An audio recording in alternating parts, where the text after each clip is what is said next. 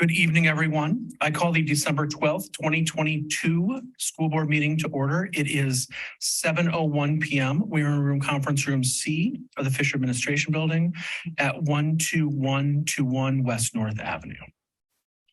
Ms. Summers, please call the roll. Ms. Muehlfeld? Here. Ms. Fraley? Here. Mr. Meyer? Here. Dr. Jessup Banger? Here. Dr. Hoyk? Here. Mr. Phillips? Here. Ms. Willis? Here. Thank you all for joining us this evening in person and online. We start out with public comment on non-agenda items. Members of the Wauwatosa School Board value the input of students, parents, staff members, and community members. The board's regularly scheduled meetings provide an opportunity for opinions and concerns to be expressed publicly. The board values all comments and will respectfully consider this input in decision-making. The board requests that individuals limit their comment on each item to 3 minutes. Following any comment, an individual board member may respond on the issue raised. However, it is not the intent of the public comment portion of the agenda for the board to enter into debate with a member or members of the community. Because non-agenda items are not publicly posted in advance, no action will be taken on public comment regarding non-agenda items this evening. Is there any public comment within the room?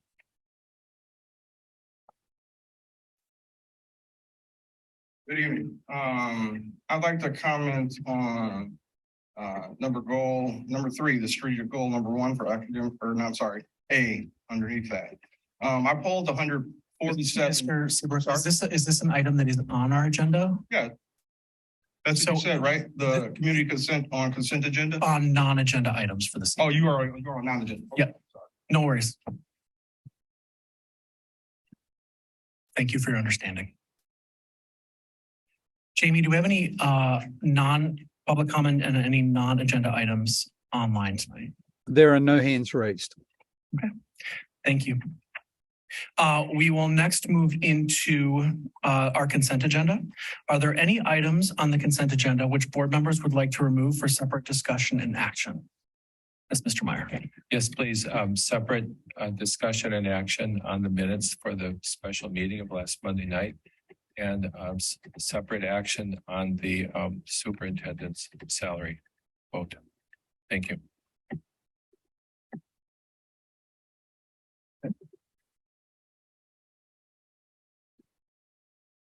At this point, we'll remove those two for separate items to be followed right immediately following the consent agenda.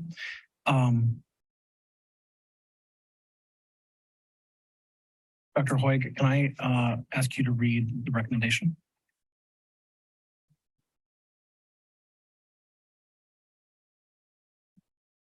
It is recommended that the school board approve the consent agenda, and I so move. May I have a second? Second. Thank you, Ms. Fraley. Any comment on this item? Any community comment on this item? The consent agenda. Kurt might say a couple things. I couldn't hear what he was saying, so I just wanted to make sure that wasn't one. So I called 147 people. I got 100 people back, and out of that, they're all East Side and West Side parents. And the 100 that I got back, everyone said that they were against starting school on September 1st. Several of the reasons were that they already. Mr. Seabrook, we're on the consent agenda right now, and I believe you're talking about. That's why I asked when I got it. I wanted to make sure. Yeah, I believe you're asking about the board resolution for school start before September 1st. Correct, I am. We are Almost there. almost there. Oh, okay. That'll be the next agenda. So close. I'll give you the. Jamie, any community comment online on this item? There are no hands raised. I just make one quick. Yep, Ms. Fraley. I just want to say thank you to Dr. Marble and her team for getting the high school and middle school guides out so much earlier this year. I know last year it was right up to literally right before they were handed to kids. And so while I don't have any concerns, I just appreciate that it's on the agenda so much earlier. So thank you. I feel like we're getting things much earlier to be able to review, and that's really helpful in terms of us making connections between our goals and whatnot. So thanks. Ms. Willis. I can also make a comment. I was just so pleased to see that we had hired so many special education assistants. I know that it's been a concern for many community members as well as staff members. So it was just really great to see that we would prioritize that and got some of those positions filled. So thank you for your work. Ms. Towers, please call the roll. Ms. Muehlfeld, Yes. Ms. Fraley, Yes. Mr. Meyer, Yes. Dr. Jessup Banger, Yes. Dr. Hoyt, Yes. Mr. Phillips. Yes. Ms. Willis, Yes. We will then talk about each of the two items Mr. Myers requested to pull off the consent agenda, the minutes and then the superintendent's salary. We will begin with the minutes. Mr. Meyer. Yes, I left the country on Thursday and I had not much for data and phone communications available to me. And I learned on Saturday that there was the meeting on Monday while I was still out of the country. So given the topic of litigation, I emailed to the superintendent that my attorney in the litigation, Mr. Ben Cross, would attend the meeting, which he did, and would be available to take questions from the board. So if in how the chair handled it, if Mr. Cross was not made available because I wasn't here, so I don't, I'm not going to presume anything, then the minutes are correct. If Mr. Cross was made available to the board, but there were no questions, then the members present might want to reflect that. And I will abstain on my vote on the minutes because I was not present. That's all. Any other board question or comments on the approving the minutes from the Monday, December 5th special board meeting? Okay. Please call the roll. Ms. Muehlfeld, Yes. Ms. Fraley, Yes. Mr. Meyer, Abstain. Dr. Jessup Banger, Yes. Dr. Hoyt, Abstain. Mr. Phillips. Yes. Ms. Willis, Yes. Thank you all. The next item, Mr. Meyer, is the superintendent's salary. Yes, I wanted to bring this to an individual vote to give it, of course, as we all believe, the dignity it deserves, that with Dr. Means and the tremendous challenges he's had and the effort and the expertise and the skill and good judgment he's put to them. So I was asking for a specific roll call vote in order to honor the to more honor the decision of the board for the salary increase. Thank you. Any other board comment on that item?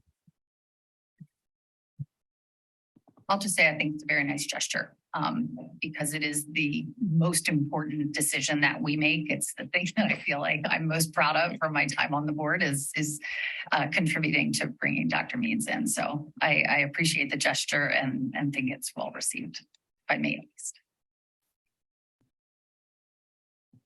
I concur on all counts. Thank you, Dr. Means, for your incredible work over the last 18 months. Please call the roll. Ms. Muehlfeld, Yes. Ms. Fraley, Yes. Mr. Meyer, Yes. Dr. Jessup Banger, Yes. Dr. Hoyt, Yes. Mr. Phillips, Yes. Ms. Willis, Yes. Mr. Seabrook, you almost ready? We'll come to you. We'll talk through this full item and there'll be a presentation, conversation, board conversation, but then I will come to you, I promise. We are now up to number 3, strategic goal 1, academic performance. This is an action to approve the school board resolution to start school before September 1st, 2023 per Wisconsin statute 118.045 sub 3. Ms. Willis, can you read this item for us? It is recommended that the school board approve a resolution to start the 2023-2024 school year before September 1st, 2023 per Wisconsin statute 118.0453, and I so move. May I have a second on this item? Second. Thank you, Ms. Fraley. We will begin with a overview of this from Dr. Means and the administrative team, and then we'll move into board conversation and questions, and then community questions. One thing I'm going to begin doing tonight is utilizing Robert's Rules of Order in terms of two different pieces for the board. And I'll do this lightly since we're kind of going to ease into this. For each motion, each board member has two opportunities to speak. And so everyone has one opportunity before, and then not everyone may choose to. And then anybody who would like to speak a second time will have an opportunity. So again, I'll ease in, I'll remind folks, but I'll do this with a light hand this evening. I'll also be tracking this. And if you catch me not tracking or notice anything, please don't hesitate to point that out too. Dr. Means. Thank you. Thank you, school board members and community members. I know there's a lot of interest around this resolution. I want to be very clear that tonight the board is not voting to start school before September 1st for the next school year. This resolution is per a law, Wisconsin Statute 118.045, which states under parens 3 that if a school district would like to have the local decision to start before September 1st, you must pass a resolution before December 31st. So this resolution this evening is simply giving the board and this community the opportunity to explore starting school before September 1st. There's no decisions have been made officially in regards to the different models. But if you don't pass the resolution this evening, it will limit our options available to us. I spoke about local decisions earlier. Act 16 back in 2001, which was driven by the tourism industry in Wisconsin, took away the local decision by a school board to decide when you could start school. It became a law that allowed that permitted, I should say, and demanded that school systems start school after September 1st or after Labor Day, whichever comes first. September 1st in 2023 on the calendars falls on a Friday. And it's a Friday, September 1st. And I think that's what started us from a leadership perspective, looking at why are we continuing to move down this road of considering school on September 1st or waiting all the way until Tuesday, September 5th. But what's driving us is more than just a date on the calendar. Since I've arrived, we have been challenged with behavior situations. We've been challenged, and you, as the board that hired me, challenged me by asking me it was one of the main questions you asked during my hiring process. How will you bring life back to school coming out of COVID and coming back from being online for so long? And we didn't hit that mark last year. We were still in mask up until January. The true community feel in our schools weren't totally there. And so I think that's been a challenge. But moreover, I think one of the main challenges that I'm seeing is that for discipline to truly take hold, it's not simply something that you tell students you should behave or else. Behavior and discipline are things that you teach. Creating a sense of belonging and community are things that you teach. One of the questions that was posed to me, and I want to thank Ms. Willis for asking really insightful questions. And so we've posted an FAQ on board docs, and we have some hard copies on the table in the back for those in attendance in person. But the thing that's really guiding this work is developing an opportunity for us to ease into the school year without the angst of developing a teacher, meet the teacher night the same week that we're having professional learning for teachers. We're trying to create a model where we can have family events where our families can come to school that week of August 28th through September 1st in a way where we're truly building community and belonging. We've talked about this from a social emotional standpoint. If a student is on the verge of starting to get into a fight, the likelihood of them pulling back from that fight is higher when they have a connection with a staff member versus not having a connection with a staff member. And I've shared with a lot of community members, I am of their opinion. I'm of their philosophical slant of, generally speaking, students should do what adults in the building tell them to do the first time. That's how I was raised. That's how I was disciplined when I went to school. What we've learned over time is that that's not how all students engage.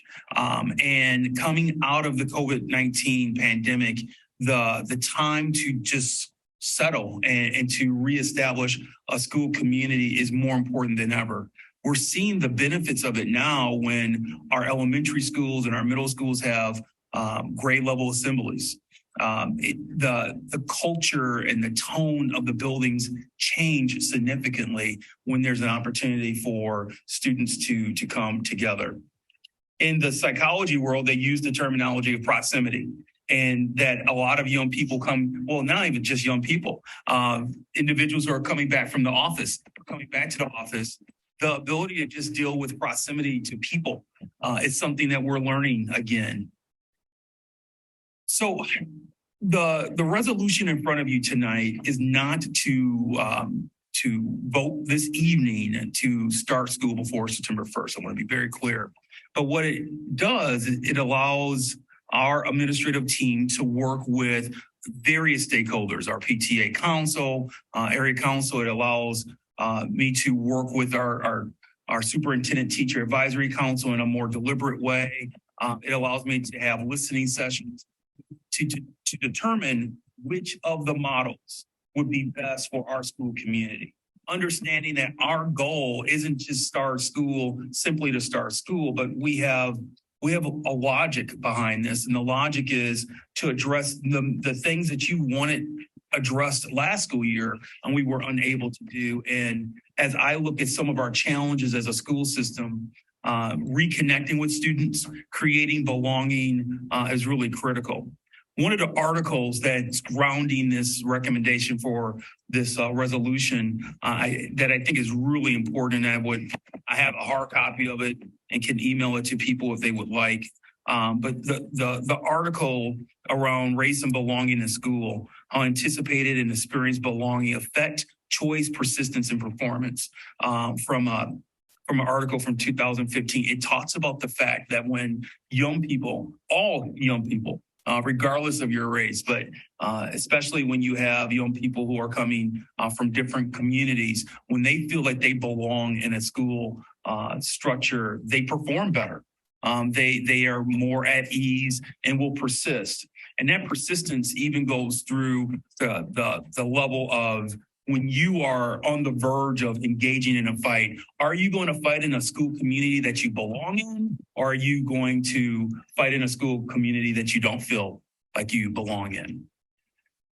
I know there's been a lot of conversations around what are other area school districts doing. There are some school systems that are meeting and starting their school year after Labor Day on September 5th. When we look at a preliminary review of those school systems, their schedules are significantly different than ours. The likelihood that they may go 177 days or less is high.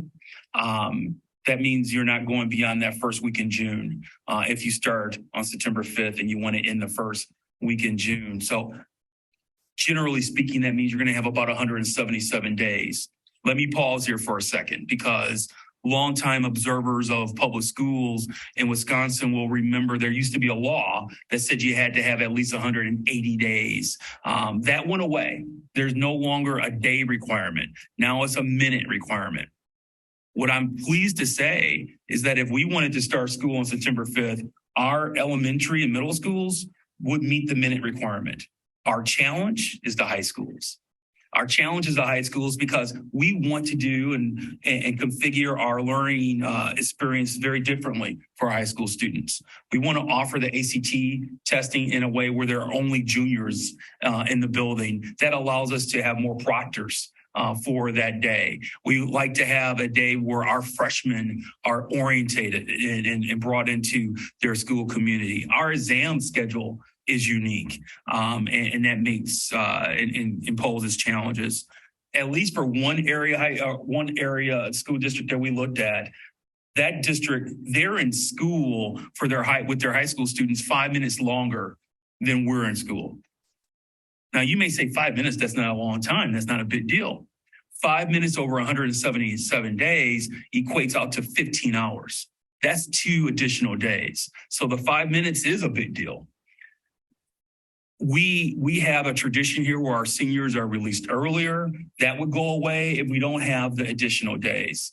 So again, I don't want to, we could talk through the FAQ. There's a lot of different components to it, but I wanted you to know that our recommendation for this resolution, not for a calendar.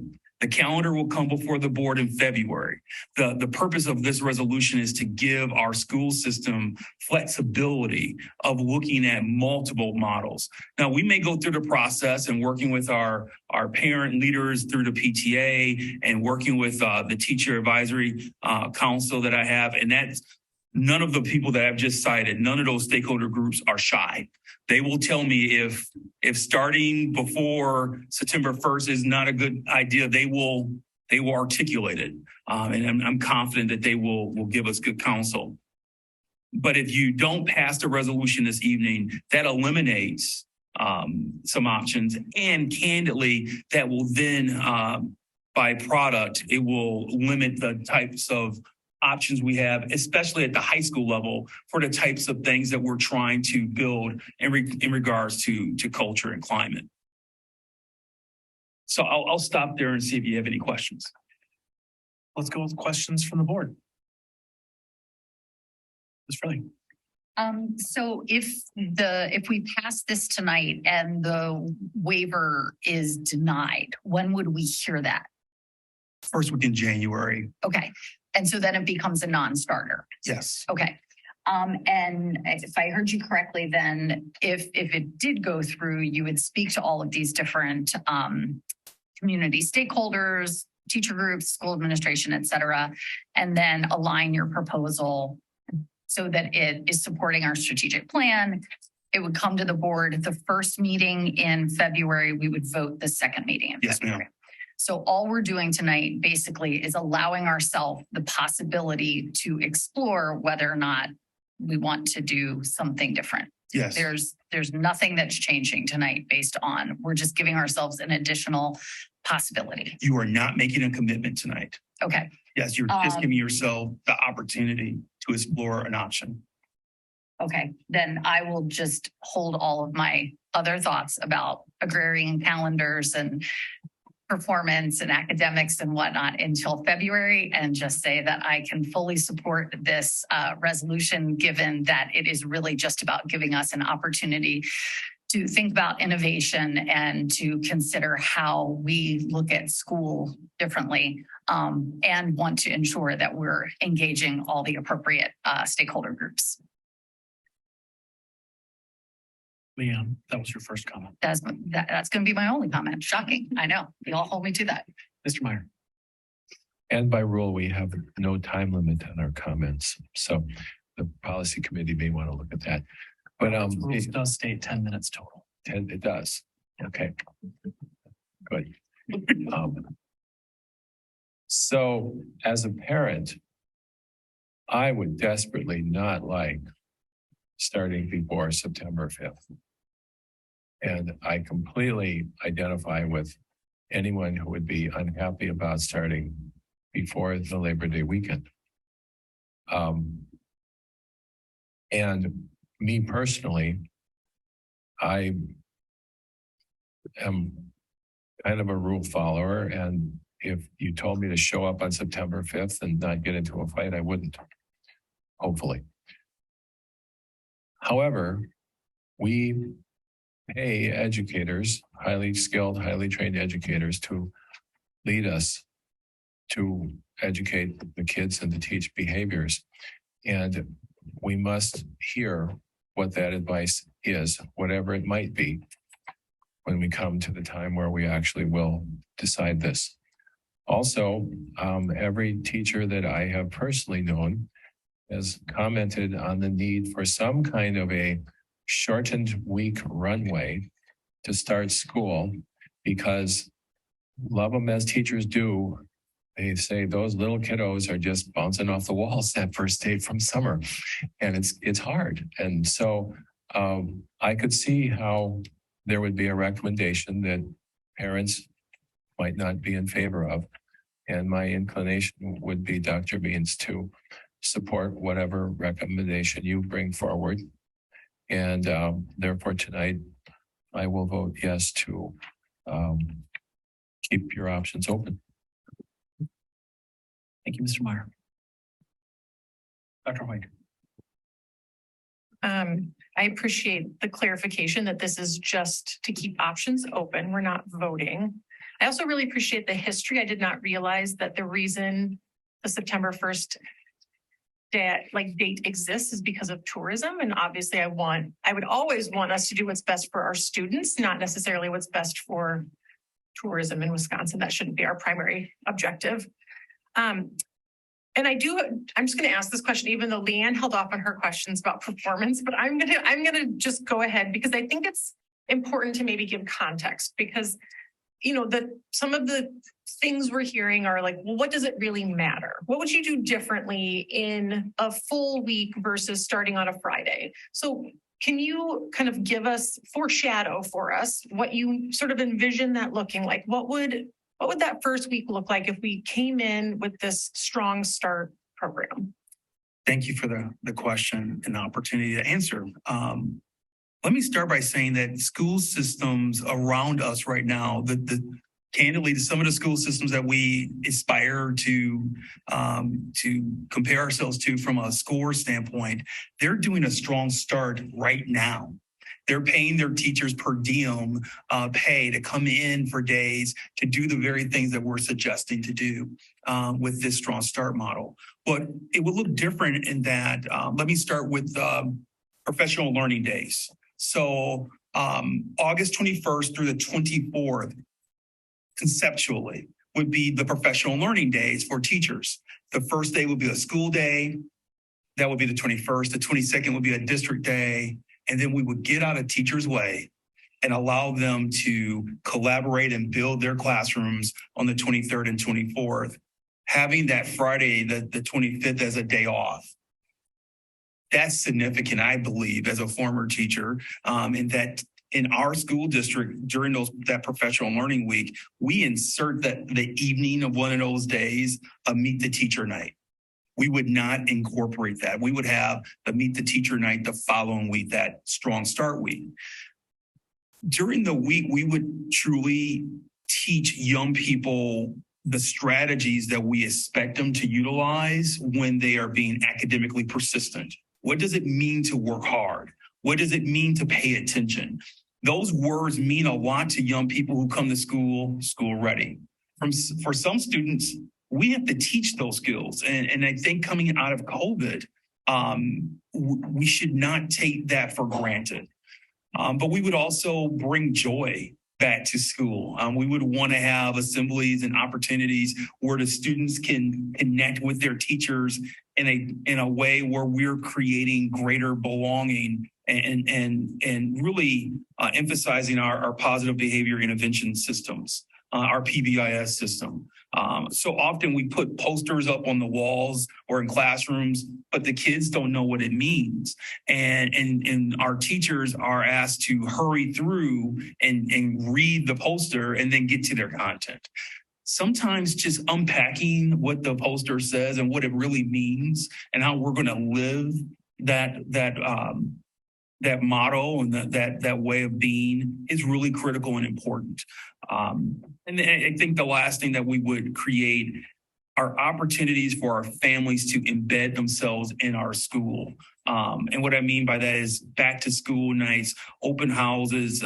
That's the week where you can ease back into school in a way where the family is coming back. It's just not students. Dr. Marble and I are former high school teachers, and so I would be remiss if I didn't state that for most high school students, they're already back. Those weeks before August, we talk about September 1st and not coming back earlier. High school students are already back. As an old high school football coach, you are there's at least 2 to 3 games that are already played before the season, even before the school starts. And so having the ability to build that culture, we talk a lot about link crew and the importance of link crew. Can you imagine if we had a strong start week where our link crew can truly build culture around our schools in a way where we're truly, it's not about giving a directive and telling kids do this or else, but truly teaching them. Now, if a student misbehaves after they've been taught what the behaviors are and we've unpacked it for a week, that's a different, from my perspective, that's different. And I think we need to approach discipline differently then. But right now, I think there's a blind spot as an organization, and that is we haven't had a chance to really reset behavioral expectations for students. We can do that with this strong start. And this is all dependent on if the stakeholder groups that I referenced earlier are even interested. But again, we lose the opportunity of even having this discussion if you don't pass the resolution this evening. Comments. I know this is a one-time thing. Like, what happens when we take it away? What happens to the high school? What happens to the kids that lose this strong start the following year? This feels like we're setting something up to be repetitive. You can't fix the high school problem in one year, and then you take this away from kids that have gotten used to this. It feels like what we're starting to talk about is a permanent shift to this. And so I just want to, like, what, if it is a one-time thing, like, what happens to the high school kids? What happens to the rest of the community that don't get this the following year? I think there's more stress on us. There's going to be more pressure on us. I am very confident that we will have the ability to present this year's resolution and grounded in the fact that we're trying to recover from COVID. Right. I think moving forward, we started having conversations. I'm very interested in looking at a per diem model where we can compensate our staff members like other area school districts to come in and to continue this type of work. It may not be on this scale. We may only have the ability to bring in our freshmen earlier or our transition grade levels where you have your 6th graders come in earlier. I think what as a superintendent in other districts, I've literally had our elementary school teachers create half-hour meet the teacher opportunities where you can tour the classroom with that student. You get to meet the family. You get to meet the student. What's Damon's interests? What does he like to read? And then you have the ability to do some assessing and having Damon do maybe 5 minutes of reading fluency to kind of do some running records. As an elementary school teacher, if you have 5 minutes to figure out where's his fluency as a student, where can I place him? Those are significant things that can help us move forward. So I really appreciate your question, Mr. Phillips. I think it may put more pressure on us to then find other ways to continue this strong start work. I haven't mentioned one component that I would be remiss if I didn't. This strong start week allows us to address those difficult IEPs that sometimes you don't capture until the 2nd or 3rd week of the school year. Let's not wait until the 2nd or 3rd week of the school year. Let's really get proactive. Let's make sure that's addressed on the front end. If there are families, and we do have families who will say, here's what I need to front load in regards to the needs of my student, or here's what happened this summer with my child, you should be aware of it. Having that strong start week is significant in ensuring that we're not hitting the treadmill and rushing toward our curriculum, but we have a week to connect as people and as humans. I'll stop with this because I really do believe strongly in this recommendation. But again, I will defer to what the people believe in. But so often we don't take into account the fact that we just need to pause and slow down and not try to rush everything in at once. And we do that when we start on September 5th or on a Friday, September 1st. If we can give our staff and families time to truly come together as a team. We talk about the school-home relationship. We can build that with this type of strong start. Cool, thank you. Any other comments in the room? Yes. First, I'd like to say thank you, Dr. Means, for taking the time to answer all those questions. I think, seeing this document, as formal as it is, there was just so much lost in translation. And I think there are lots of questions from community members, families, staff, and students. So I really appreciate you taking the time to put that FAQ out there. And I hope that folks will look at that just to get some of their questions answered. I like that you, clarified that this is not a decision that we're making tonight, but that you have a plan and process for engaging various stakeholders. But it resonates with me on so many levels. The conference that I just went to, one of the little tidbits I take back is, just creating this community and culture. And there was a book, Belonging Through a Culture of Dignity, that was actually recommended to me by the Jefferson principal, but also it was a focus point of this conference. And so really to have that opportunity to build culture and climate and community within a school can really help jumpstart the year. And then of course, as a teacher, understanding that, teachers will have the opportunity to prep and not have to worry about the looming, parent visits coming in. And, it's a lot to push in on that first week of school for teachers. So I really appreciate that you're being so thoughtful and mindful of that. I think that's all I have. I mean, I would like to see a little more about the plan, especially, as it unfolds, and just how are you going to, like I said, engage various stakeholders? How are the schools going to come together to create a plan to really, uplift this time and make the most out of it? But, I'm excited to give the district some flexibility to consider some of those things. So thank you. Any other comments or questions? Sure. Hi, everybody. I appreciate being able to comment on this. I just have one request, please. Would you please protect the Friday before Labor Day weekend? I think that a lot of people, including our staff, would appreciate having that full weekend, which is something they would normally have.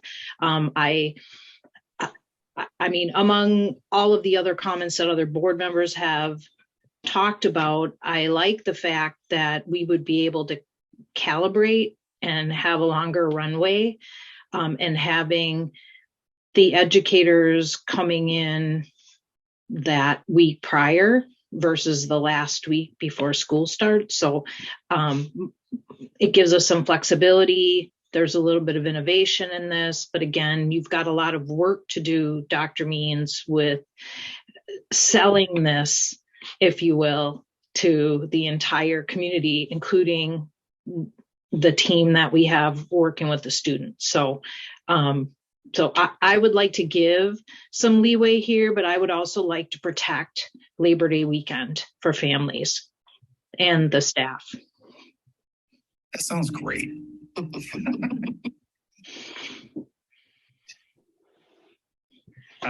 just wanted to say that I appreciate that we're leaving open the opportunity to continue to figure out what might be best for the community.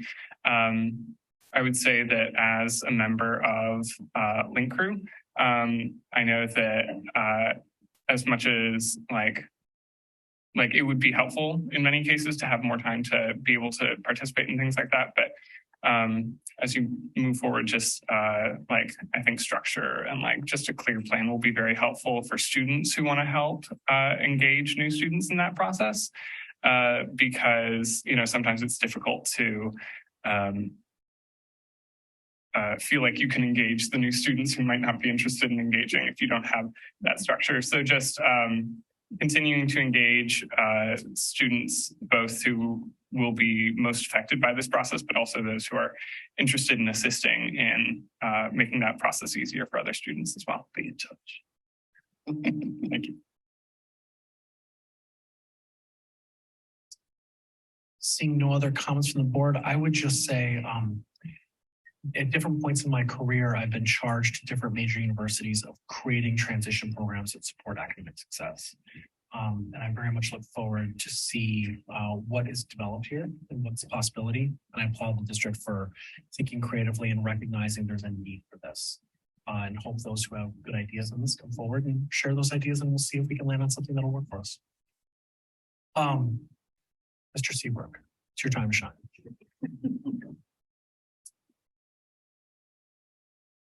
Thank you. I guess my wife was right that over 50, I actually do need hearing aids now.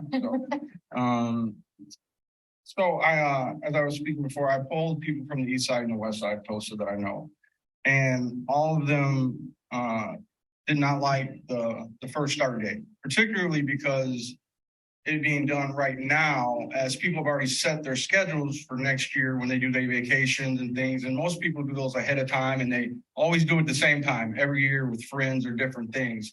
So part of the reason for that was that they didn't want to have to change those. And they thought that if that was going to be something that was going to be done, it should be done at the beginning of a school year. Now I'm not assuming or reading here this is going to be done this year. It looks like this is just something that's being proposed. But their take was that it should be done in something at the beginning of the year. And then I'm glad you mentioned the assemblies, because I did some studies on that. And with the things that you're talking about doing, a lot of school districts now are going to 2 and possibly 3 times a month assemblies, bringing in guest speakers. And that they found that has helped with the culture within their schools and the pride of the students without taking away from the teachers' time. And actually teachers get time because the teachers spend time in the classroom during those times. So that was one of the things that I found out about that. That is a great thing to do. And that may be something you want to look at. The other thing was that people wanted to cut out Wednesdays. Obviously, I'm sure you've heard that before, but that was just something that I was asked to mention. So, all right, thank you.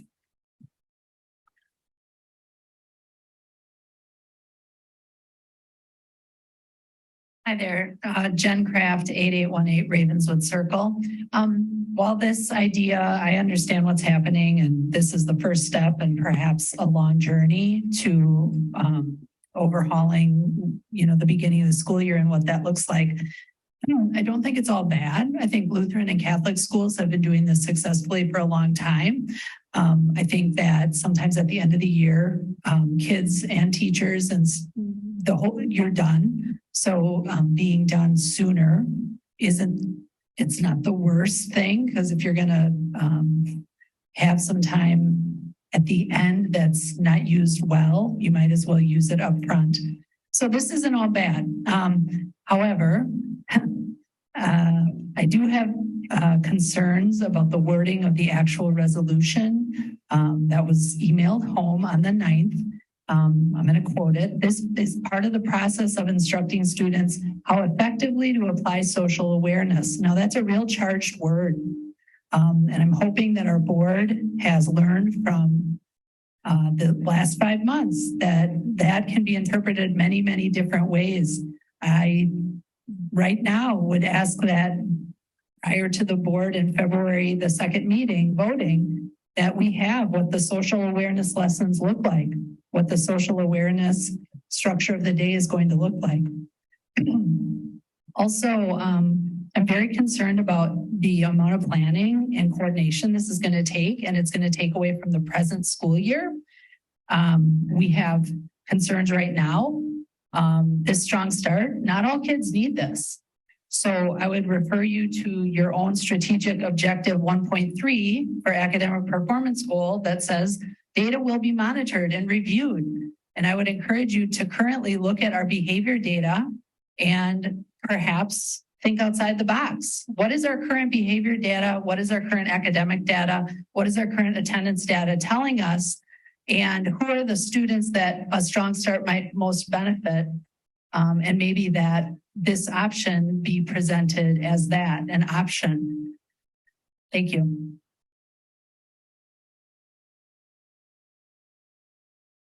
Jamie, any comments online? Yes, we do have a couple. Heather Burke, you have the microphone. Please state your name and address. Hi, Heather Burke, 217 North 89th Street. Just a couple of things. So as a new family this year, the start of the school year was really hectic for us. My elementary kids were incredibly anxious. They really struggled on the first day. And things kind of got better, but by the end of October of this year, both of my kids really just started not wanting to go to school. And it goes back to that sense of belonging. It's not even a behavior issue for them. It's that sense of belonging. And the teachers are phenomenal and incredibly responsive, but it is so much easier to be proactive instead of reactive in creating that culture and the sense of belonging amongst all students. And then also on the special education standpoint, in addition to what Dr. Means said, some of us with kids with IEPs, our kids have therapies outside of school, and they start scheduling their school year therapies usually like the beginning of August. So when we start, especially at the secondary level, I'm not getting a schedule for my son until the day before school starts.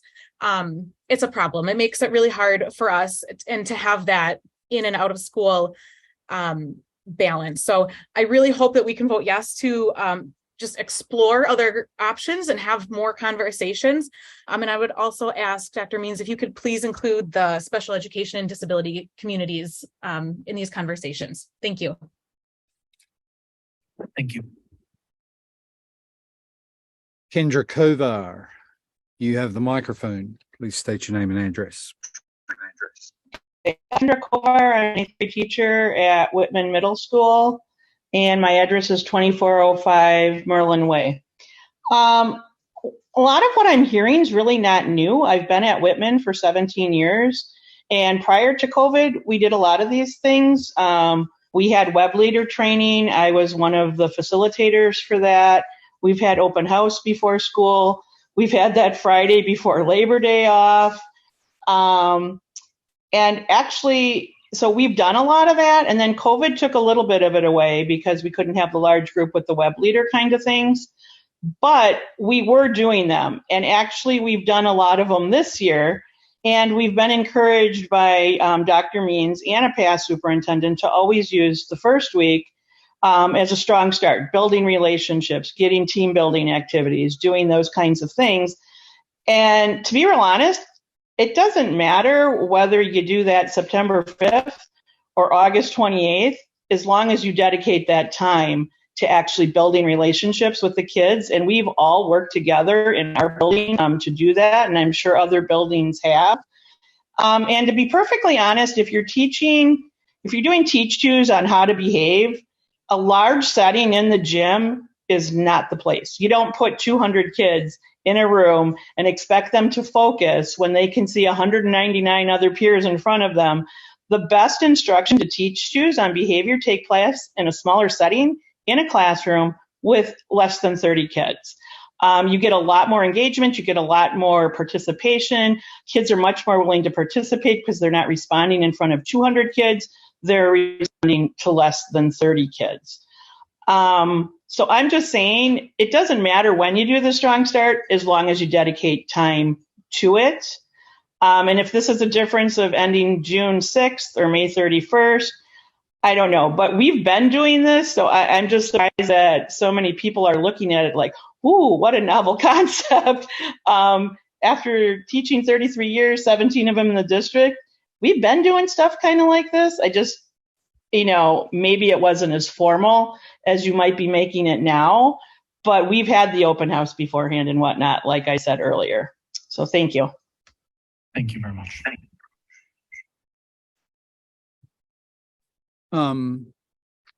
We did have a third hand raised, but it's been lowered now. So we have no more hands raised.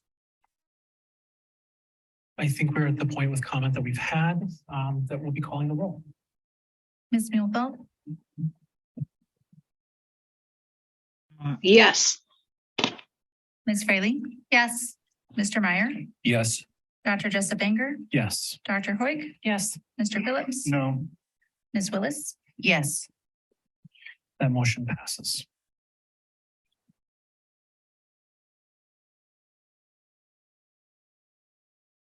Next up is our Strategic Goal 6 Operations Recreation Department Annual Presentation. Mr. Vanderkamp is coming to the microphone. I had the rich opportunity of working with his predecessor, who was someone who was known statewide, and Rick Beatty. And Mr. Vanderkamp has come in, and those are large shoes to fill, but he has done an outstanding job in filling them. We felt that it was really important for the board and community to hear about your community recreation department. I think in one of our previews to tonight's meeting, we're one of 36 school districts out of 425 in the state of Wisconsin with the duty, the obligation of leading community recreation and services. So, Mr. Vanderkamp, thank you for being here this evening. We're really looking forward to your presentation. Well, thank you for the intro. Good evening, board, students that are here, and colleagues. Thank you for taking the time to listen to the plan that we have here. I know you've all had a chance to view it earlier, but it is a PowerPoint presentation that I've put together here. Quick notice in regards to the report. It's going to be a recap of the successful programs we ran this past spring and summer. And then I'll also touch on a number of other different items leading into the future. I always like to start off with the mission statement. We see this on our website, we see it in our activity guides, but it's important to make sure that we're aware of it. I remind my staff quarterly in regards to the mission statement, so we kind of stay in line with it, but I always like it to read it out loud. To enhance the quality of life for Wauwatosa citizens of all ages by providing a variety of recreational activities, special events, and services which encourage lifelong learning, fitness, and fun. I also like to point out that the rec department is involved in two associations, one on the state level, which is Wisconsin's Parks and Rec Association, and we're also members of NRPA on the national level, National Recreation Parks and Parks Association. Myself, I am certified under the national umbrella as a CPRP, Certified Parks and Rec Professional, which I have to keep my credits up every 2 years and continue to take certification trainings. I'd also like to reflect that in my position, I'm also actively involved with our state association. I'm currently the chair for the Professional Development Committee that oversees our annual conference, as well as a number of different sessions throughout the calendar year. First one I'd like to start off on is the spring registration numbers. We up to 1,800. I use the green arrow because we are trending up. We haven't trended back to where we were pre-COVID, but we are leaning into that. A lot has changed since we stopped doing what would be considered normal programming, having a normal listing of catalog of programs. But we are working our way back towards that, and I'm happy to see that. You'll notice the revenue numbers that we brought in for the spring. Just to note activities, so those are activities as a whole. And when I note on sections, that could be multiple sections underneath there. If anybody signed up for a rec program, it'd be the -1, -2s, all the other stuff that goes along with it.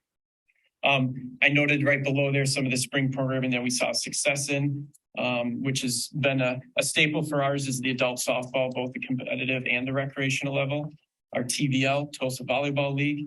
Another one I'm quite proud of is the 3-on-3 wheelchair basketball league that has since grown to an introduction to welcoming people to try it out to actually having full-fledged teams signing up for that event.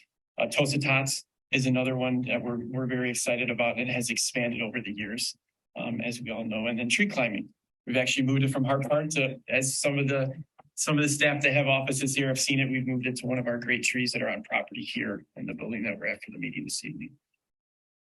Moving over to the summer, we once again saw improvement in the numbers, and that's a season that is our wheelhouse for our programming. We offer a lot, especially because the schools are not in session, so that becomes very important for us to make sure we're offering opportunities for the families. Numbers are continuing to trend up. You'll notice there the revenue total, activity numbers, as well as section numbers. Summer programming, Summer Adventure Club is a huge summer program. And I'll touch on an exciting thing coming up this summer that some of you might have already heard about. Our T-ball and youth softball program is successful and will continue to become more successful with some changes. Summer sports camps, which we partner with the two high schools in regards to their coaching and their staff and the athletic departments. The final one I would like to note on would be our cooperation with the Tosa Pool to offer during the summer hours, the outdoor pools. We come in and offer and work very closely with their team over there to bring that opportunity to the community. The next 2 pages are notes. Something I'm very proud of is making sure that the community as well as the board is well aware that, yes, while I lead the team, I have a very strong team, and I want to make sure that their names and their accomplishments are acknowledged in this platform. So one of them I'd like to start off with is the first bullet point with Coastal Senior Centers. That's a cooperative that we have with the city. They actually worked with bringing some 5th graders from Jefferson over there, and the students were absolutely outstanding. They had a blast. They're well behaved. And then on the flip side, the seniors, they just loved it. They were so excited to have that day. So that's one that I'd like to point out there. Toast to Tots, which I had noted earlier, that's a program that continues to be successful. We run a total of 4 sites now, which if anybody was here, which was before my time when it started, it's quite exciting to see where it has moved to. So making sure that I put the emphasis on the hard work that Jenny Cotton, my coworker, does alongside the department that Luke oversees as well. So one area, the facility scheduler, Chris Johnson, took in just over 3,200 total individual events scheduled during that period of time noted in that bullet point. Abby's done a great job. She's one of our new team members. She has worked really hard on getting that TBL basketball league back moving forward. We took a year off with COVID. While we didn't run our league per se, we came up with creative programming to make sure that the folks that were able to be involved and chose to be involved could be involved. But now we're back to the league setting, which is exciting. Steve's been doing a great job running the adult softball leagues. We're up to 45 teams this past summer, which is continuing to grow as well. Another one of the events that we do is the food drive. We just did this past fall. We partner up with Tulsa Cares. We did one on October 29th. We had about 170, 180 bags of food and personal items that we can pass along to the community. Senior pickleball. So Costa, while he does his senior programming, he's the man for pickleball and tennis. He coaches for the high schools and he's well involved with that. So we've seen growth in the pickleball area as well. And we did run a tournament back on September 21st that I was out there, not participating, but out there checking it out. It was beautiful weather. Just really exciting to see everybody active over there at Longfellow. Textile Drive is another event that we put together. You'll see some statistics there in regards to pounds, which also equals dollars, which then comes back and we can use towards our programming area. Continuing along here, I do not want to miss Diana. She's administrative assistant for our department. She's absolutely dynamite. She has worked really hard on transitioning us from paper timesheets to Skyward, which the rest of the school district is doing as much, or was doing that as well. So that's really brought us into using technology in our department as best as we can. Kristen, she takes over the aquatics and the fitness area. Just this past Saturday, she came up with a creative event in regards to the shortage of our aquatic staff that we have for both instructors and lifeguards. She brought up an opportunity to say, let's just bring people in and see what goes on. AEDs. How do you rescue people? How do you put the tube on? What does the backboard look like? And it also brought the staff that we do currently have to be there to talk to their peers in regards to this is a great place to work. This is the flexibility. Why don't you come work with me? And I was really excited. I was super happy that Chris was thinking outside the box for that event. It's just a different way of looking at the hiring platform that we're trying to get everybody in there for. Final 2 bullet points on this one is happy to bring the co-ed Monday nights, the co-ed volleyball league that had been put up on the shelf due to numbers. So Steve has brought that back as well. The final one is the senior center numbers. Coast has done a great job bringing that back. In 2018, which would be before COVID, we were at 700. So we're currently at 672. So he's doing a great job making sure he's being involved in the community when it comes to the senior area. This past summer, we had a total of 225 seasonal employees to make sure we run all of our programming safely and successfully for all of our participants. Some of the plans that we have and projects we have for the future, Summer Adventure Club, we'll be using, traditionally we had parent packets with paperwork. We're going to go all digital. We're using a platform called Camp Docs, which syncs with our registration system, which ultimately is going to make it a better experience for the families while they're going through the process of getting ready for the summer. And that information will be distributed to all the families that will be involved in our camp coming up. We're going to be continuing to forge ahead with technology and part-time staff that we'll be hiring. Transition to electronic onboarding, hiring paperwork to the best of our ability, and continue to push forward with that. This current TBL basketball season, I worked with Abby and we implemented a volunteer coaches code of conduct document that was signed by all volunteer coaches before they began the season. And then when they went through their training, when the season began, which was exciting. We weren't sure how it was going to be the reception on it, but they liked the commitment of the volunteers being held to that standard. Working on communication for our summer adventure club. We're trying to get site phones instead of utilizing hardlines or calling the rec department. And then we got to call that location. It's trying to hold a line of communication.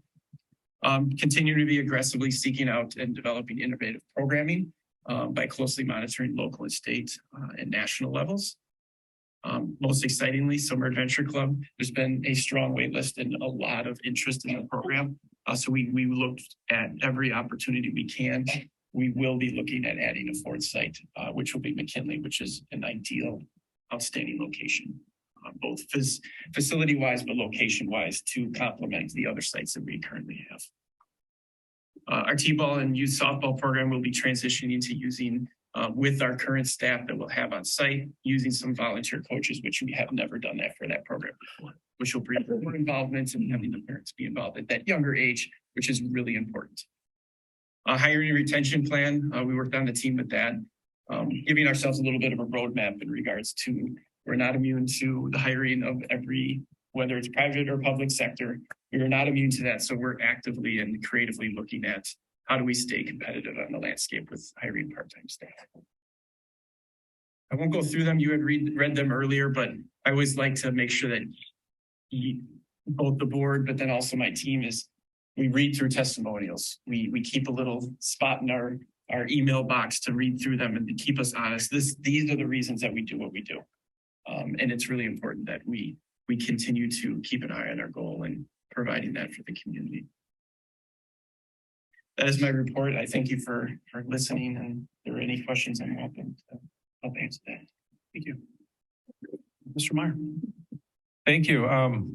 Sir, you are so well received at the Senior Center. When I have been there in my capacity as I wear another hat of commissioner on the Wauwatosa City Senior Commission, and you obviously do a really great job in your interactions over there.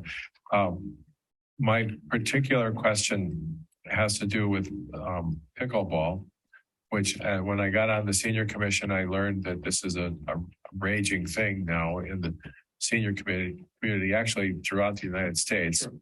Pickleball named for somebody's dog whose name was Pickle.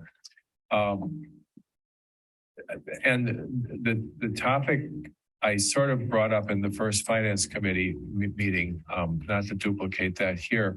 But the question is, for the need you see, does our current paradigm as far as budgeting and facilities have what it needs to meet the community needs? In other words, sure, it's always, within current budget and framework and staffing and facilities, maybe you can add a class, maybe you can add a tournament or whatever. But this pickleball thing seems to be like way bigger than anything we envisioned when, as your department was structured and evolved. And if a department has to be extended or reconfigured in some way, or facilities, that starts to become a board level conversation. But I don't want to get ahead of myself in the finance committee as well. How do you see this unfolding over the next couple of years? Do we need to, as a board, address? I'm not asking you to stick your neck out here.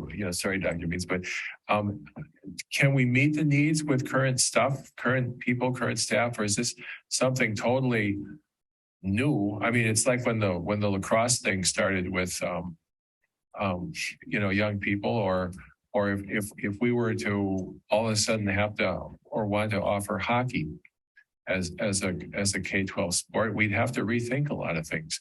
Is this something that we're going to have to like design some things for, or have some strategic elements added, or can we continue with the structure we have and you feel we can meet the needs? So to answer your question, I believe we have to just acknowledge what we do have as resources, both inside and outside, and have those continued discussions, which we have and we will continue to do as it's a hot trend, as you had noted earlier, to continue to identify the resources that we have. Are we utilizing them to the max that we're able to?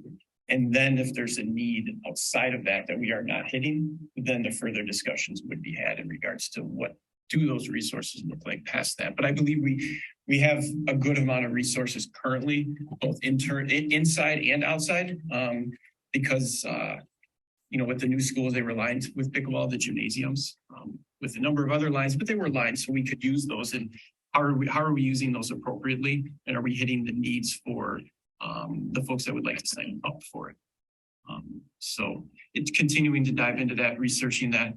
Lots of communities have gone very extreme by building complexes and building different courts, which brings its whole dynamic in regards to where it's placed within a community, because there's a unique noise that comes along with like outdoor pickleball.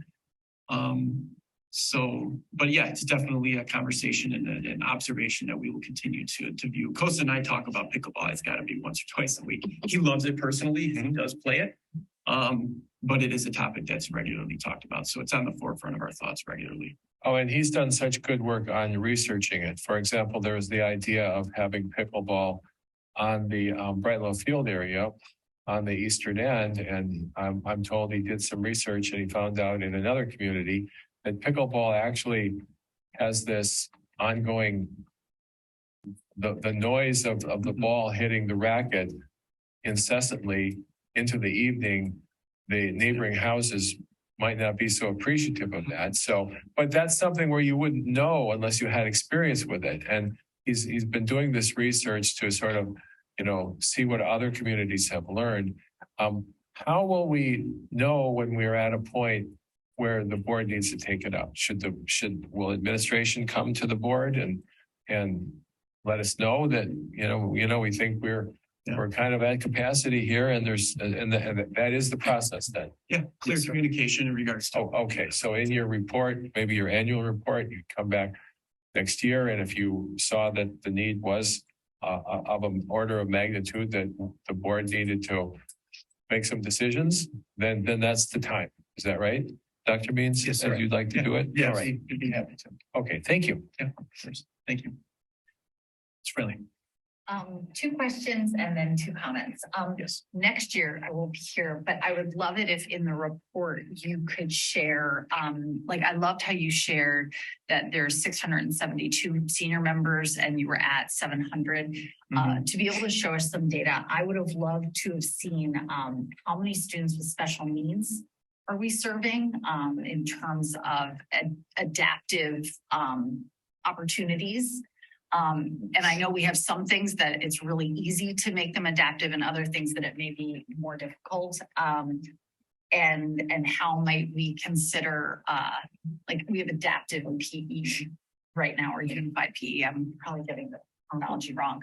But we've got great best buddies organizations in both the high schools. How could we even think about how we use students who are in partnership with kids with special needs already to create those sort of social emotional opportunities for them. And the second is just in terms of diversity of participants. And I mean diversity in all ways. I mean, how many littles are we getting? How many middle school kids are we getting? I was a middle school, high school teacher, so I'm always curious about middle school kids.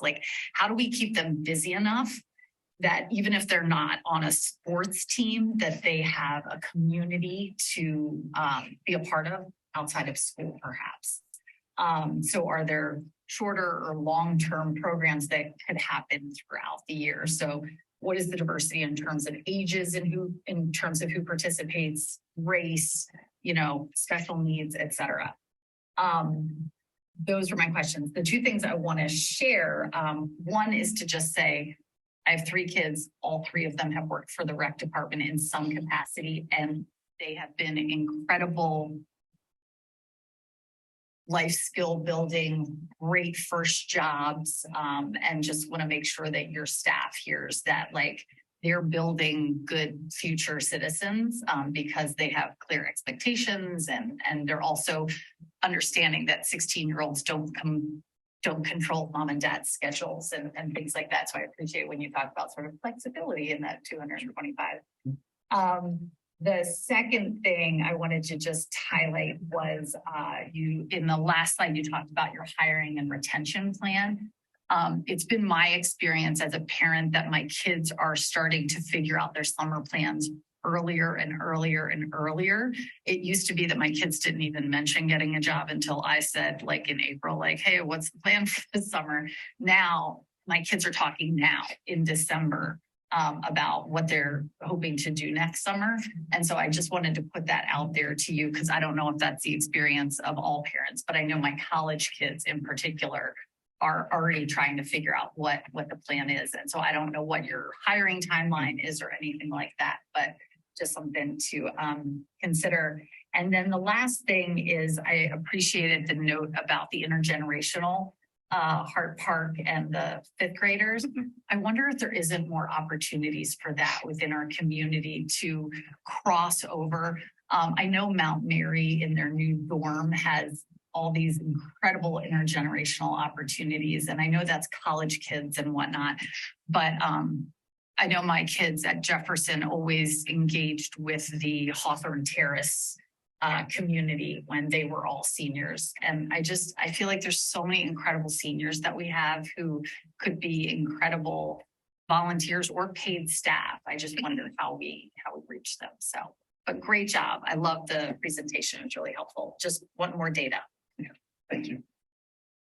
Ms. Wells. So, thank you for the presentation. I have a couple questions similar to Ms. Fraley, just along the lines of first adaptive sports. There were some parents on some community pages asking, are there opportunities maybe for their child with an intellectual disability or even a physical disability? I know the Ability Center does some great stuff, but I think it's just limited to the wheelchair basketball. So just, thinking about, can we offer programming or even programming that's more inclusive, like not just specifically for students with disabilities, but integrating coaches who have an understanding of working with, just kids with different abilities. If we can find an opportunity to do that, I think it would, be a great way to direct not just people within our community, but outside our community to really engage that special education population. My other question was, and I just don't know, are there scholarships or monies available for low-income families to kind of reduce some of the barriers to participating in some of these programming? Yeah, well, we don't have a scholarship program per se. We do have a reduced fees program that is available. That is on our website under our quick links, which is on the lower right-hand side under the guide and a bunch of other things. And it is a document that clearly states how can you receive 50% or 25%, depending on which location that you fall within that grid. Sure. I just know how helpful the Wednesday program has been for working families who, need that hour, especially for elementary students, and just, not making sure we have it, but also making sure that we're like pushing that information out to families so that they know it's accessible and it's there for them to use. And then I'll just conclude with some comments. So as a former rec employee working in Tosa Tots, I think that, some community members don't understand how integrated the rec department is into our schools. And I just think it's so amazing, the partnership that we have with the rec program. It was actually my 5th grade son class that went to the senior center. So, just incorporating those things and having teachers work. And I mean, Jenny is just phenomenal, but having the rec department work with our district staff, it's just really incredible to see that partnership in action. So thank you for all the work that you guys do. Well, thank you for that comment. I appreciate it. Dr. White. So love the Summer Adventure Club, and I'm really excited that you're going to add a 4th site so that there are more people who can access that. I'm curious about the decision to select McKinley, just thinking about kind of where the summer schools are located. What made you go with McKinley as opposed to like Eisenhower?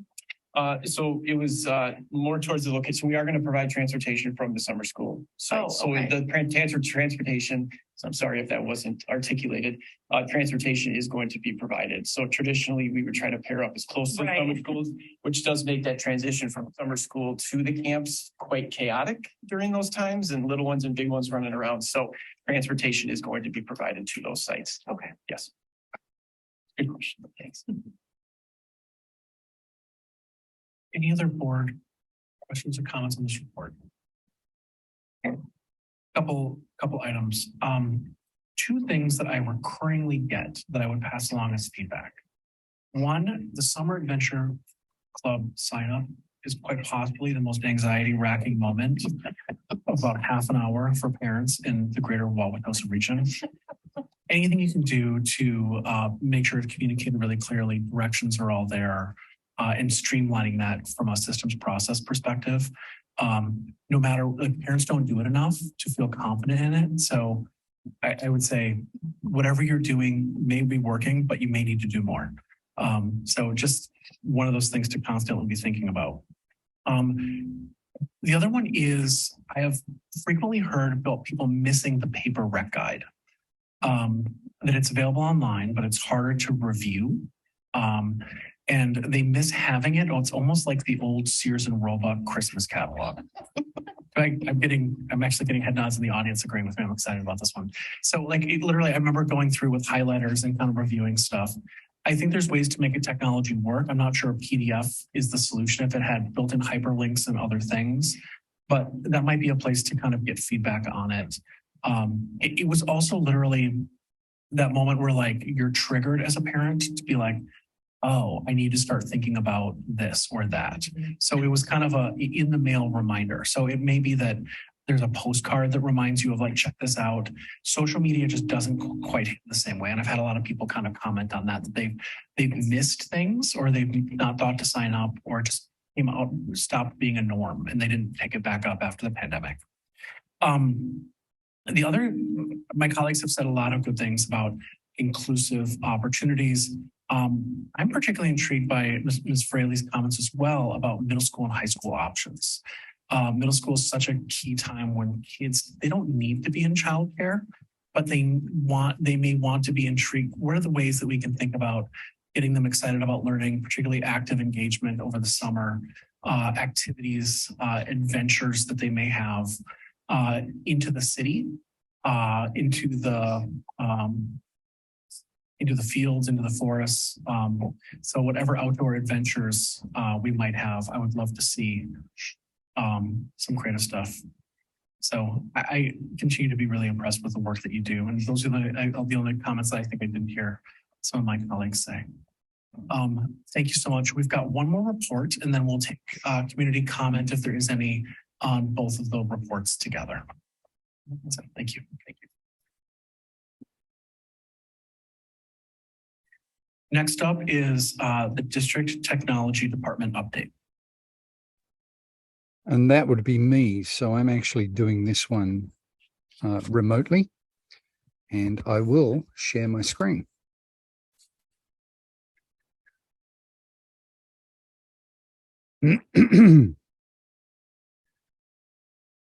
Okay, so we're going to go through. Thank you for allowing me to speak. We're going to go through the technology operations priorities and needs. So I won't read this verbatim. I'll just give you my off the cuff discussion about it. But yeah, operational technology, and what I mean by operational technology is the things that we do in the district to give students and teachers access to the resources they need as far as technology is concerned. We historically have always done that with a view to the future. We have not created a system that only addresses the needs of today. That, in fact, is one of the statements in our vision, that our technology infrastructure remains capable of supporting and enabling the demands of a future-ready environment. With that being said, we've never really done a Cadillac approach. So we haven't necessarily jumped on the latest and greatest technology. But on the flip side, we've always invested and the board has always approved us to invest in areas where it is warranted to ensure that we can meet our needs, whether those are immediate, what's upcoming, and also unexpected. And I have a little bit of a footnote icon there about unexpected. I can give you an example of that and how that has worked for us post-pandemic when we were in hybrid mode. We had kids coming into school plus kids staying home. Pretty much every classroom was running a Zoom meeting all day, every day. That burden wasn't just here in our district, it was in other districts as well. And other districts had experienced issues with that because of the additional amount of traffic that was on not just their network, but their internet connection and their classrooms, et cetera, et cetera. We did not experience any issues related to that. Because we had planned accordingly and implemented an environment that we could expand easily to accommodate such unexpected needs. So there are day-to-day operational needs, and that is relatively simple to predict. That's sort of like the annual budget where you can say, okay, we need this many Chromebooks every year. We need this many laptops, we need warranty for this, we've got to pay for our internet, et cetera, et cetera. That's repetitive annually and relatively easy to predict. The other side of that, though, is our infrastructure, which is the underlying road and highway, if you would, that everything rides on.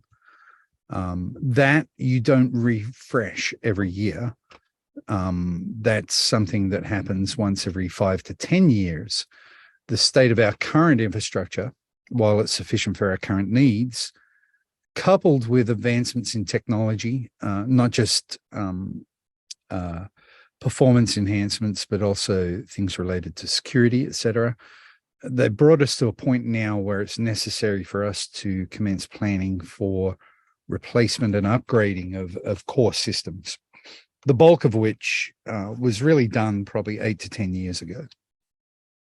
So the goal of this presentation is to inform the board and the community about both the operational and long-term technology needs of the district by covering the following topics: predicted future annual operating budget for the technology operations, the identification of major upcoming projects and their associated predicted costs, and the communication of a tentative timeline for those projects. So this is informational only. We're not asking for any financial commitments, et cetera. When we get to that point, we'll come back to the board. But this is just sort of like lay the seed, plant the seed, lay the foundation, if you will. All right. So we're going to touch on operational budget to start with. I've broken it out into 5 major areas here: classroom, security, infrastructure, communications, and sundry. So classroom really covers the classroom, the technology that we put into the classroom, the technology that we give students and teachers so that they can access what they need. Security speaks for itself. That's our cybersecurity and not just cybersecurity against threats, but risk mitigation as well, like backups, et cetera. Infrastructure is that underlying network that I mentioned. Communications is, exactly that: communications, website, mass communications, et cetera. And sundry items are pretty much that. And I'll show those in a minute. I do want to point out before I click on the concept detail document here that we're really only talking about district-wide common operational technology here. So there would be, for example, if there are special needs technology requirements or considerations, those are actually funded from a different source. This is what we do just as a common baseline across, all classrooms and all schools. So I'll open up the concept detail document. I won't get into it too much here, but suffice it to say, this has been posted to board docs as well. Everybody can have a look, but I do want to point out a couple of areas. You can see that obviously classroom, that accommodates for 60 to 70% of the entire budget. And that's good. I mean, that's where our money should go, right? That's the point of the sphere. And the majority of it is actually student devices and staff and teacher devices. So Chromebooks, laptops, computer labs, things like that. I do want to make note of this item on row 6 here, classroom display and broadcast. I'm not going to get into that right now, but just take note of this number, 280,000. I am going to touch on that in a slide or two. And the rest is really just broken out. We pay for our internet access, our WAN services, etc., broken out into all the different items here. And if you have any questions on that, we can touch on that in the question session. All right. So that budget is at $1.938 million. And that is what we would need, or what we're proposing to be the annual budget every year for operational technology in the district. Looking at previous and future budget comparison, you can see that in the 2020-21, we actually spent $2.14 million, but that was due to the pandemic needs. We had a massive increase although when the pandemic hit, we were able to put Chromebooks into students' hands. A lot of them were old. A lot of them were not really conducive to frequent use. So we had to meet a lot of needs there by getting additional and replacement Chromebooks. There were cameras for classrooms, et cetera, other services and so on. However, a good portion of that and that increased spending was reimbursed to us through federal COVID relief grants. And then after that, we went from one-to-one Chromebooks at the high school to suddenly one-to-one Chromebooks district-wide. So over the last 2 years, we've been in sort of a dust settling period where we had to work with instructional technology, Beth Kimmel and the Division of Academic Performance, and really start looking at the Chromebooks to see, do we need to keep the one-to-one model? Should we reduce that at lower grades? We utilized not just input from the department I mentioned before, but also utilization data over the classrooms. And we finally got to a point now where we are one-to-one in the high schools and the middle schools and in some of the grades at the elementary schools. Below that, it's been determined that we can go to a shared model, which is the most effective for the classroom there, and of course the best financial option for us as well. So over the last 2 years, this year and the year previous, the budget did not change. It was at 1.7 million. However, moving forward, we're proposing that we bump it up to 1 million, bump it up a couple of $100,000 to 1.938 million. And the reason for that increase is that in every classroom, we have a display, okay? And in the majority of classrooms, those displays are old smart boards and whiteboards and projectors. The smart boards were brought into the district before my time even, and since then, it has become it's become a building expense when replacements have been needed. While technology has provided the projectors, the actual smart boards themselves have been a financial burden on the schools themselves and the school budgets. So then we had the referendum, and the referendum resulted in digital displays going into those new schools, giving those schools an advantage, whether that's very slight or not, but still an advantage in their classrooms because they not only have the interactive displays, but they're also much brighter and more attention getting and bring a greater level of engagement to their classrooms than the older smartboards. So this increase that we're proposing here is to take that burden from the remaining schools so that we can provide those digital displays to all the classrooms in the district, all the elementary schools, all of the middle schools and high schools, and bring some consistency to the classroom experience for all of the classrooms in all of our schools. And that would be a permanent increase. So even though it's an increase to the technology budget,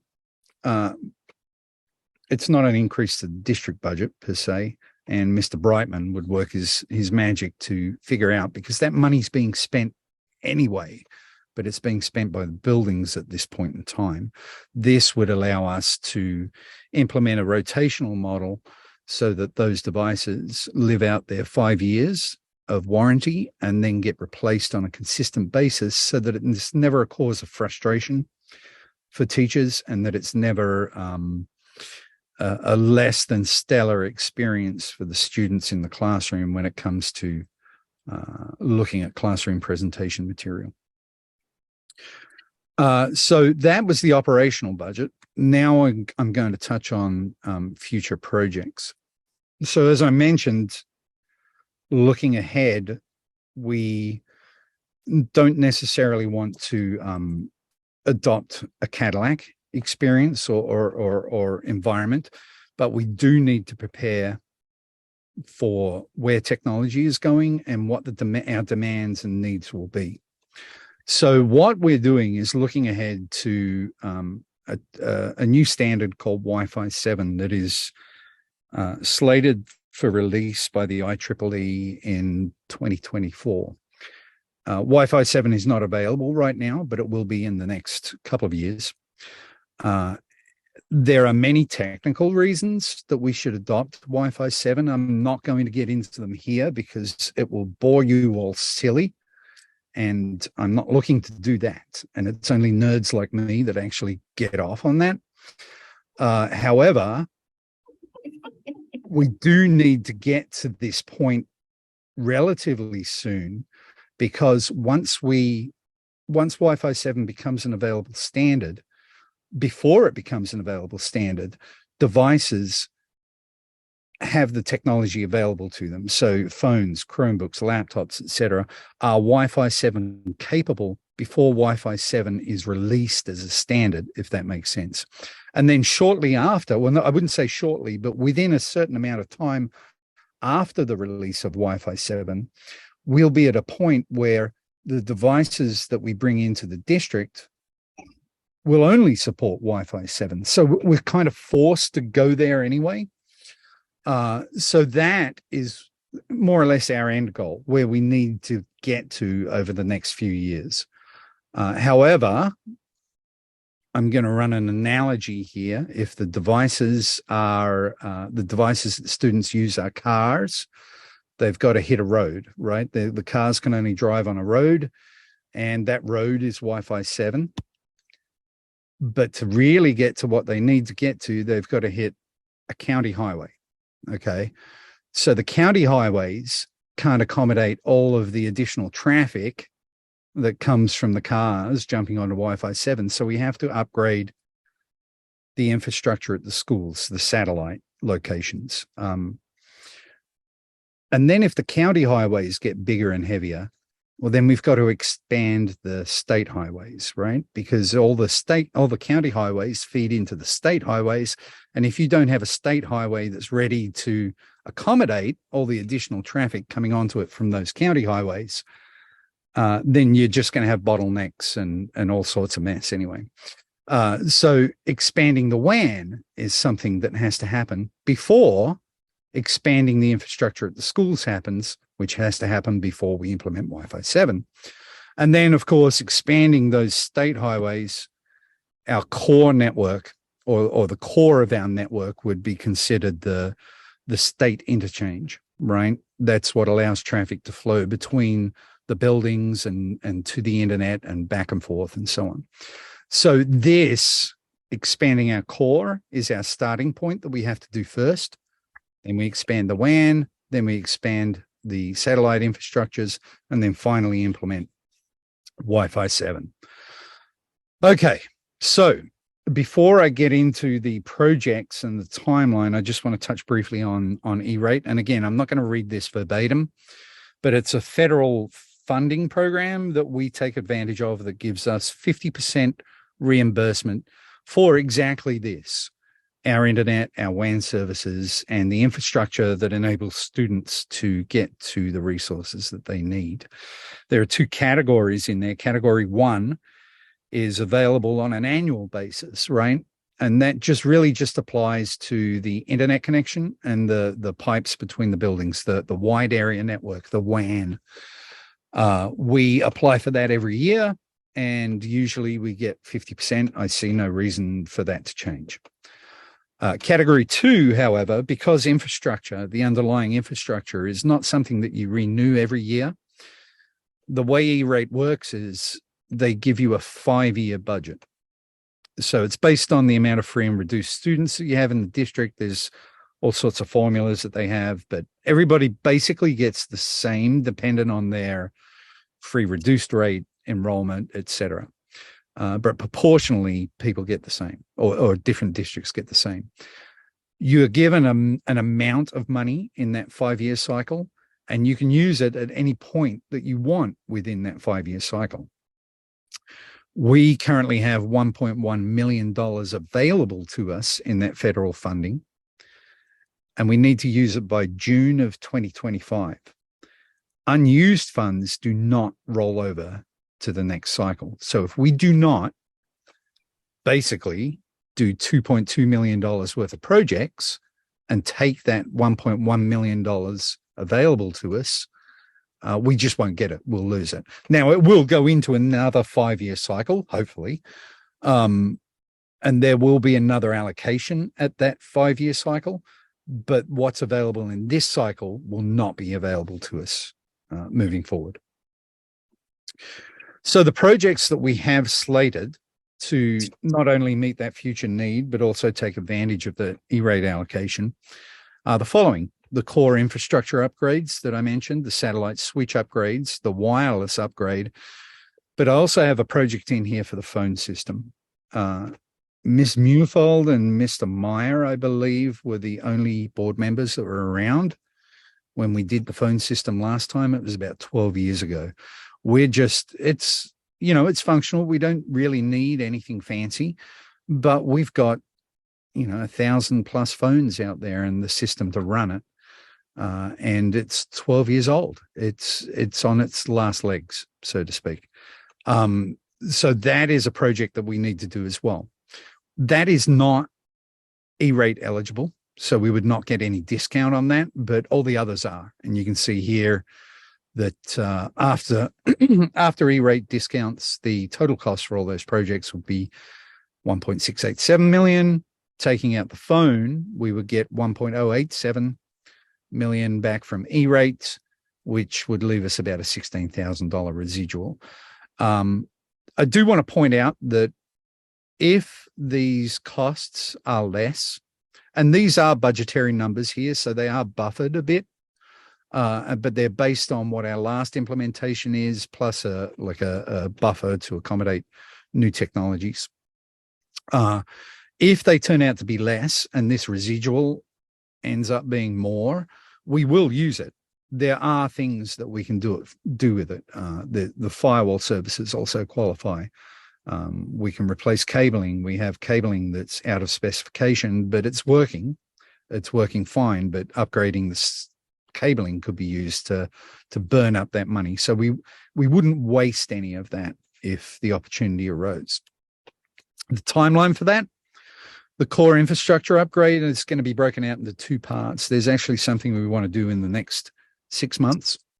And then after that would be the rest of that and the the infrastructure upgrades at the satellite locations or all the schools, basically.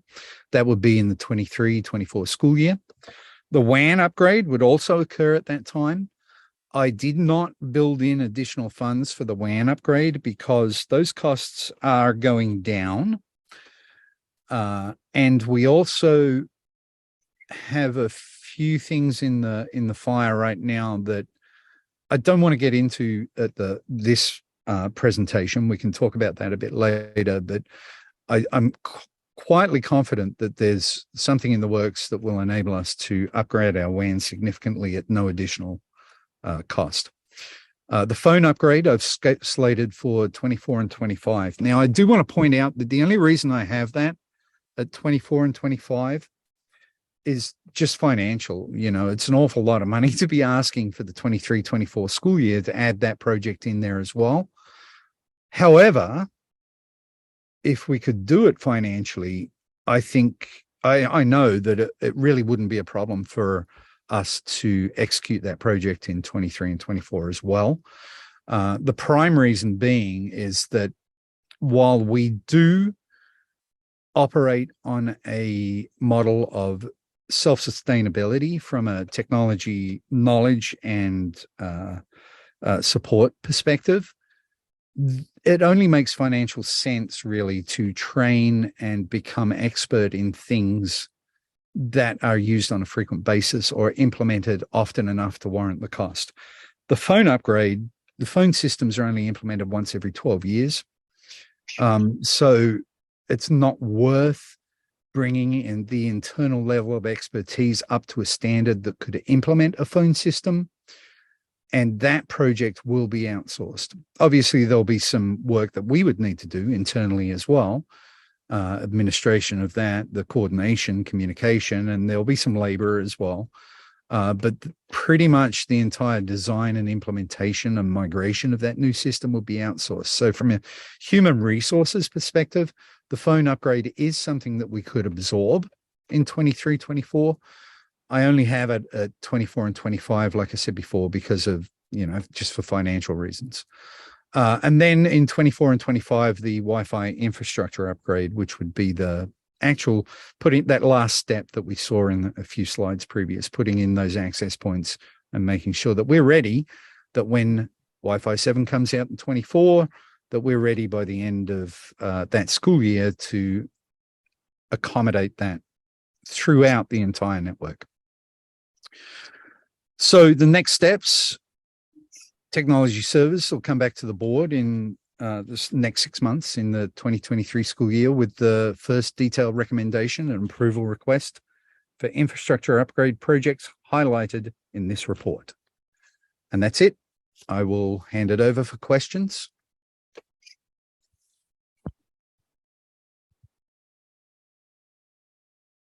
Hi, Jamie, I have a question. Yep.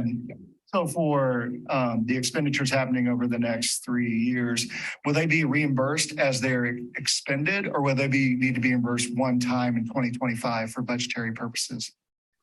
It depends. Well, the reimbursement happens on an annual basis. Okay. So there are deadlines when it comes to submitting proposal or contracts or requests. Those deadlines usually happen around the March-April timeframe. The purchase that you make is then reimbursed at a later date once it's approved. So it just depends on USAC. It could be this year they did it. We got our money back. Gosh, probably around, I think it was about September or so, which was super quick. Other times it can take 6 months. If we like, for example, but it's only as you spend it, right? So if we were to do $1 million worth of projects 1 year, we'd get 500 grand back, whenever they could get around to it. If we did the whole 2.2 million in 1 year, we'd get the 1.1 million back. But we spend it up front and it's reimbursed. In the same budgetary year.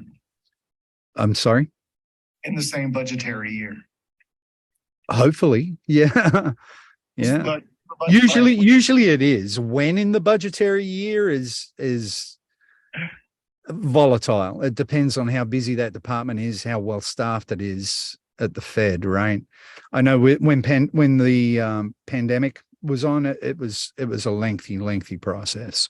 But this last year, they turned it around really quickly. They've done a lot to upgrade their systems and upgrade the application process as well. Okay, thank you. Other board questions? I think Zachary, you had a. I just wanted to thank you for highlighting both the smart boards and phones, because those are experiences I think a lot of students regularly see on the ground in schools. It's a daily function of our AP chemistry class to orient the smart board so that we can actually write stuff up there. And my American public policy teacher regularly has to answer his phone by pressing or for putting it on speakerphone and then picking up the receiver. So I just wanted to thank you for pointing out those needs in particular, which I think are very apparent in the schools themselves, especially to students. So thank you. Thank you for bringing that up. I would recommend that your teacher, with regard to the phone, submit a help desk request about that, because that is actually a pretty easy fix.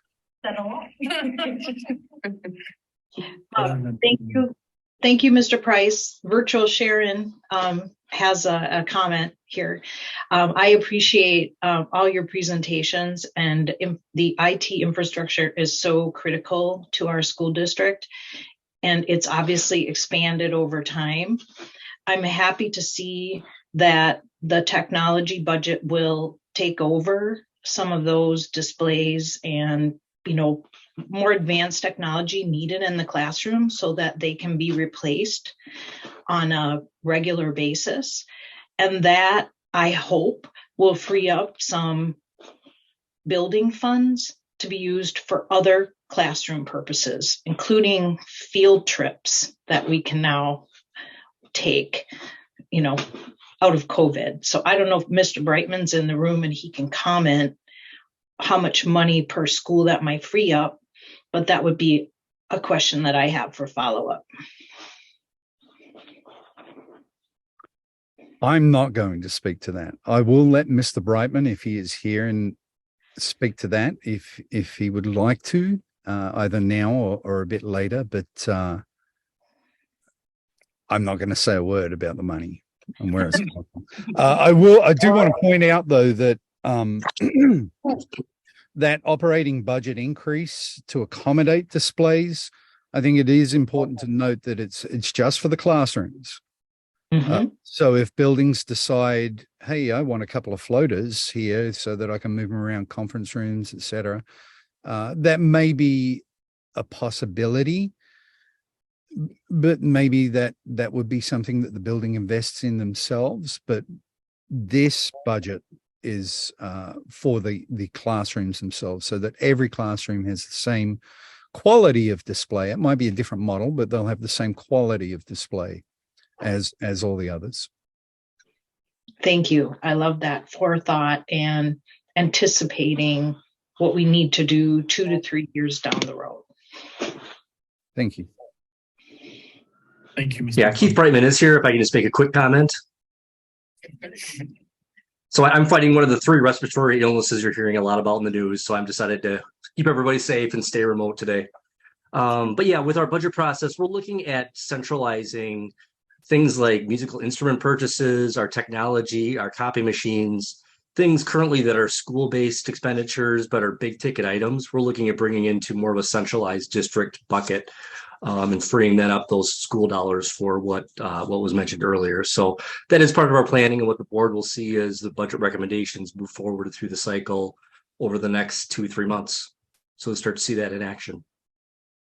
Thank you, Mr. Brightman. I hope you feel better. I'm getting there. Yeah, doing my best. Dylan. Okay. So going off of the displays, I actually have a Latin class that does have one of the new displays. They installed it at the beginning of the year, and like the difference between that and the old smart boards and the rest of my classes is really incredible.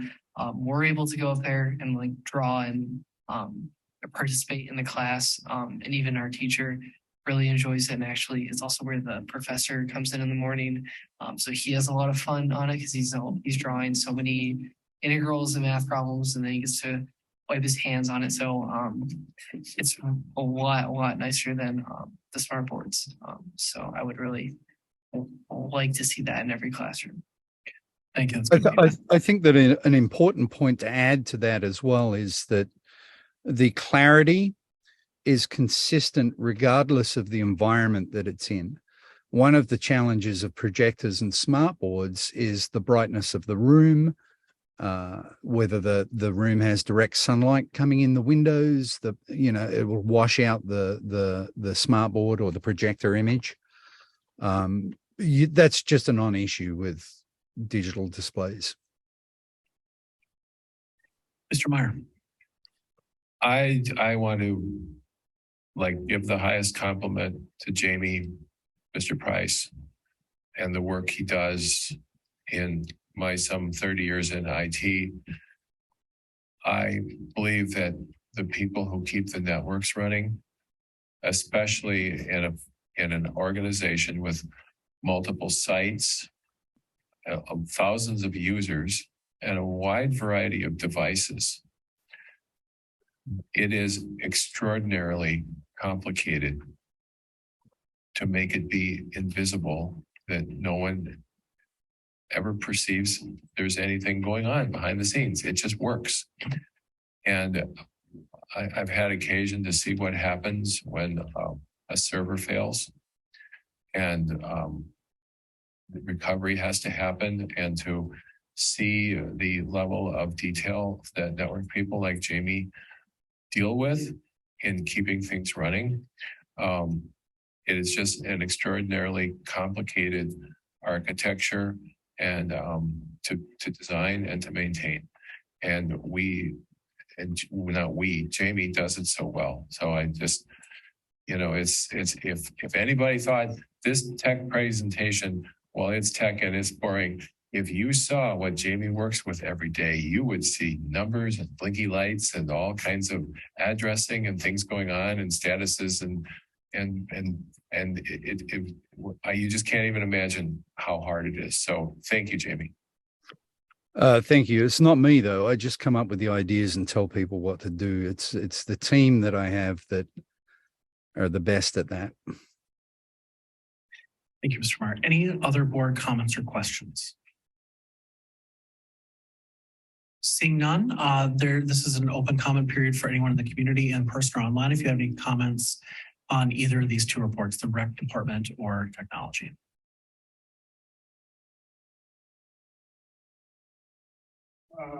Good evening again. It was finally nice to put a face to the 8th school board member.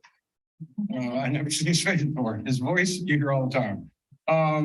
On the issue with the rec department, when I was looking through, I like a lot of the things that are going on. And one thing I would caution is as we create new things, we don't take things away from seniors. Because Mike was talking about pickleball. When I was a kid, we played pickleball all the time. It's a fad. It's coming back. So I think we should be careful of creating programs that are fads that are going to be gone. Like, for instance, I wear Vans. I have a closet full of Vans. Now kids wear Vans. They didn't used to wear them. He wears New Balance. I wouldn't put a new pair of New Balance on my feet. These are fads. So let's just make sure that the programs that we're creating are not taken away from our seniors, and they're also something that's going to be long lasting. Thanks. Just a quick response. It's okay to have New Balance. We all have our own shoe choices. Well, in my defense there for my job. So that's my reasoning. Good response. Amy, anybody online? There are no hands raised. Okay. Gentlemen, thank you both very much for your presentations this evening. I appreciated the time and the information. Best of luck finishing up this semester strong, and looking forward to seeing both of you again soon. We will move forward with our next agenda item, board committee updates. For a quick reset, I asked board members from each of the three committees to provide 5 to 10 minute updates on kind of work that your board is working on. There will also be, I believe, a little bit later in the agenda on the actual policy review. Is that correct? Yes. So we will not be talking about the policies coming forward by the policy committee, just the current work of the policy committee in this first agenda item. So we'll come back to the policy specific to begin. We'll begin with the Legislative Advocacy Committee with Ms. Fraley and Ms. Meefeld. Thank you. So I will be providing the update tonight. Ms. Meefeld and I spoke today, and since she is virtual, I'm going to take this one. She can take the next one. And first, I just want to welcome her back to this committee. Ms. Meefeld was on this committee years ago and was instrumental in helping it get started. And I also want to thank Dr. Jess Banger for his participation in this committee more recently. So for this committee, we've got a couple of things we want to update the community on. The first is that we have been working the last several months to come up with clear legislative priorities. Legislative Advocacy Committee is nonpartisan work. This is about what our district needs to be successful moving forward, wanting to ensure that our priorities align with our new strategic plan, and also being cognizant that whatever we are advocating for, we obviously want what's best for Wauwatosa students, but we also want to think critically about what's best for all students in the state of Wisconsin.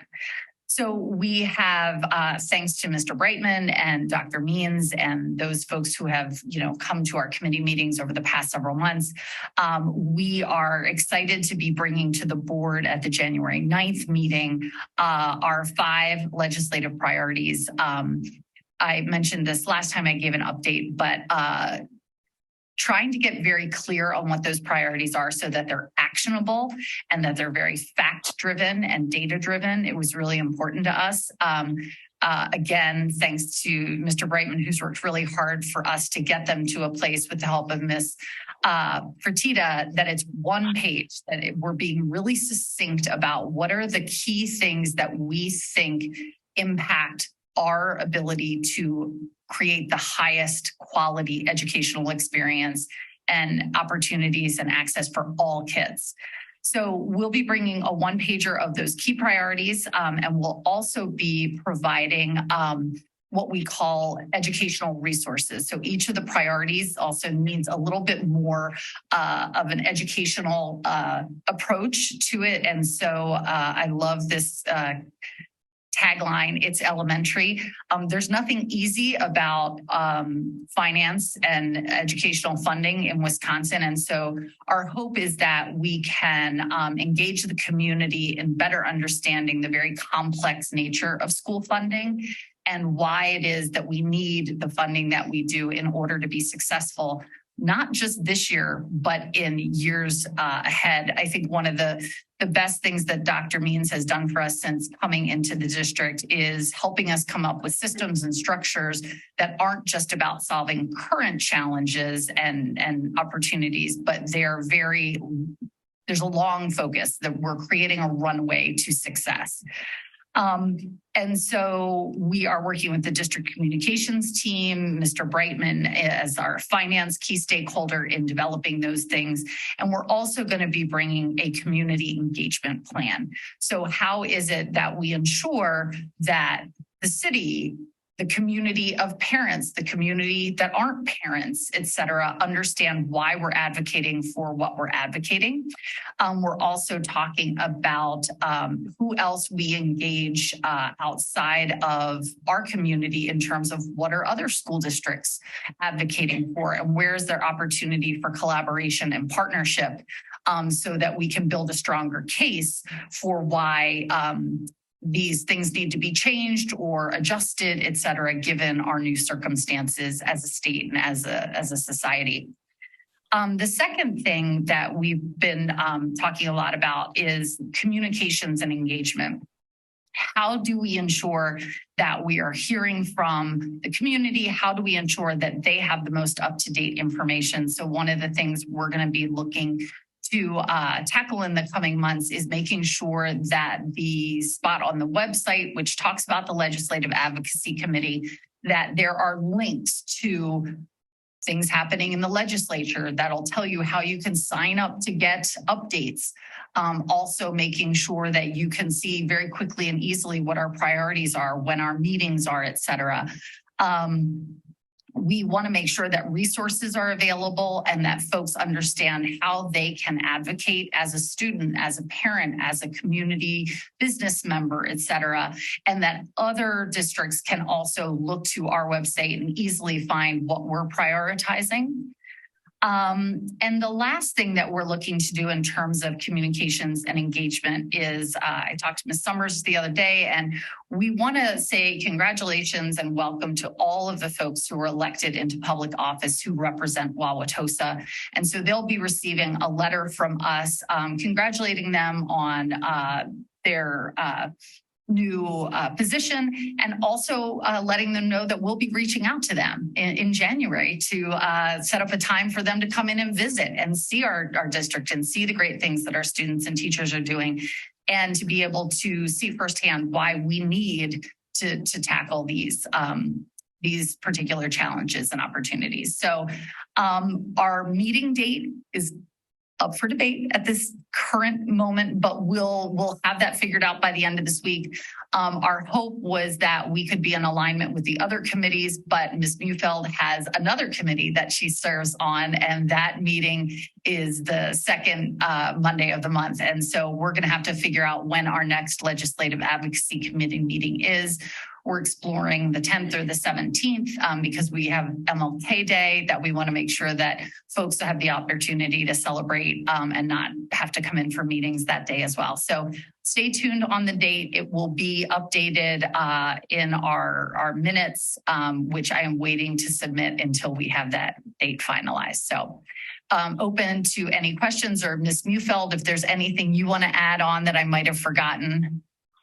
Oh, thank you. Thank you very much. I appreciate being back. And it's work that's very external facing, and it moves very fast, especially now when we're looking for a new, there's listening sessions now for the Joint Finance Committee. And I guess just to add to what we're going to be doing together next, I think it's advisable to have some working sessions posted along with our normal committee meetings so that we can go ahead and, start some of this strategizing work on engaging the community, being present at events where it's important for us to be present at and speak to. There's just a lot of work that's going to be happening between now and all throughout the spring with the biennium budget. So I'm excited to be back, but there's a lot of work to do. So expect some postings and some communication coming out with some working sessions and then actual committee meeting dates. So there'll be a lot of activity, and I'm excited about that. Yes, after January, things are going to be sort of fast and furious until June, when the budget is, becomes official. The one thing I'll say, Zachary, is you talked about your APP class. One of the things that I was thinking about today is how can we possibly even engage some of our students in terms of understanding like how this process actually works in real life. I know the AP government classes run a pseudo election, and I wondered, if there might even be some opportunity for us to engage students, either student board members or students in APP, with what that process looks like, both the really exciting parts of it and the very frustrating parts of it, so that you can get to see how the proverbial sausage is made. So, questions from the board? Mr. Meyer. I strongly urge any member of the community interested in participating in the Legislative Advocacy Committee, even community members considering running for the board. At the end of this term, we lose Mrs. Mufeld. We lose Mrs. Fraley. It is impossible to describe the depth of knowledge that Sharon Mufeld has about K-12 school politics and interests and stakeholders in the state.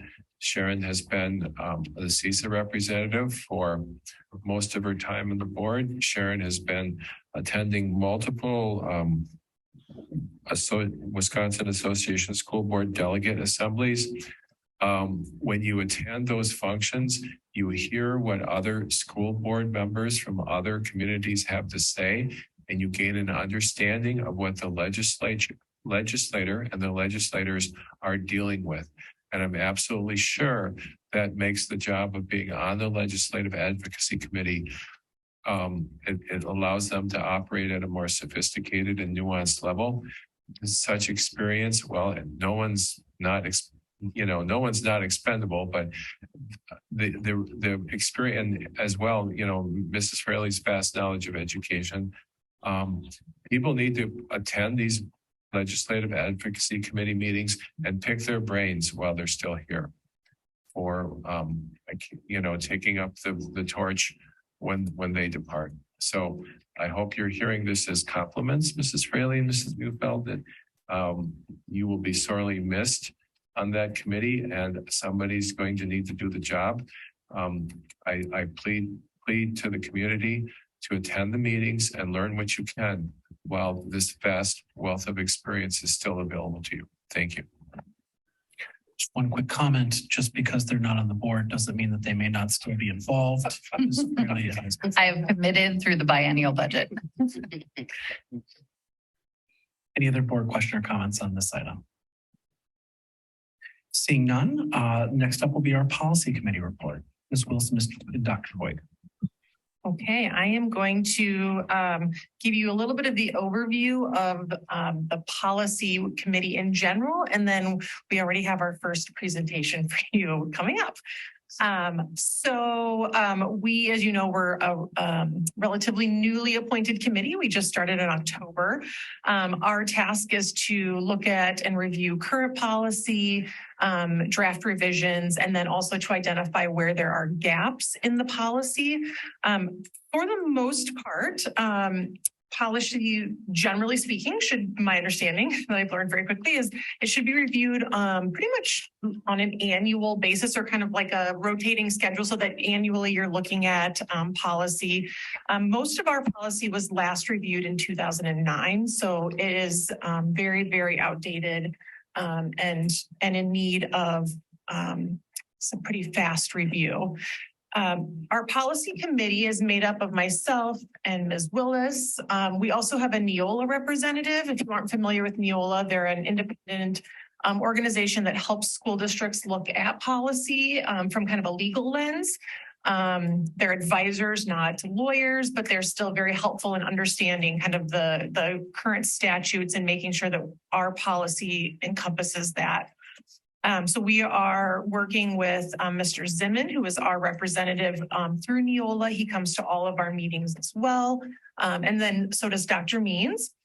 We also are including any district administrator that is kind of appropriate depending on what policy we're looking at the time. So Mr. Pinion came to our last meeting to talk about some things that were relevant to the work that he does. So typically speaking, the policy approval cycle looks a little bit different than what we've decided to do. So usually you kind of start with like the 0 series. So that's like the bylaws. And then you do the 2000s. We're kind of jumping around a little bit because, again, our policy is quite old, and there were some things that were coming up already very quickly that we didn't have an up-to-date policy. So that's some of why you're going to see us jumping around a little bit as we present different policy that kind of looks like it falls into different buckets. We are, at this point, our cadence is going to be pretty frequent. So we're going to be meeting the first and the third Mondays of the month. Our plan moving forward is to pretty much at every board meeting, you're going to be hearing from us in some capacity. We're going to bring to you a first reading, and then at meeting 1, meeting 2 will be the one where you approve the policy. So we're going to continue on this cadence and continue to move forward and looking at as much policy as we can during this year. I think that's, yeah. And I'll just add a couple of things. We were previously a Neola district, I believe back in 2009, 2010, somewhere around there. So we do have a history with Neola.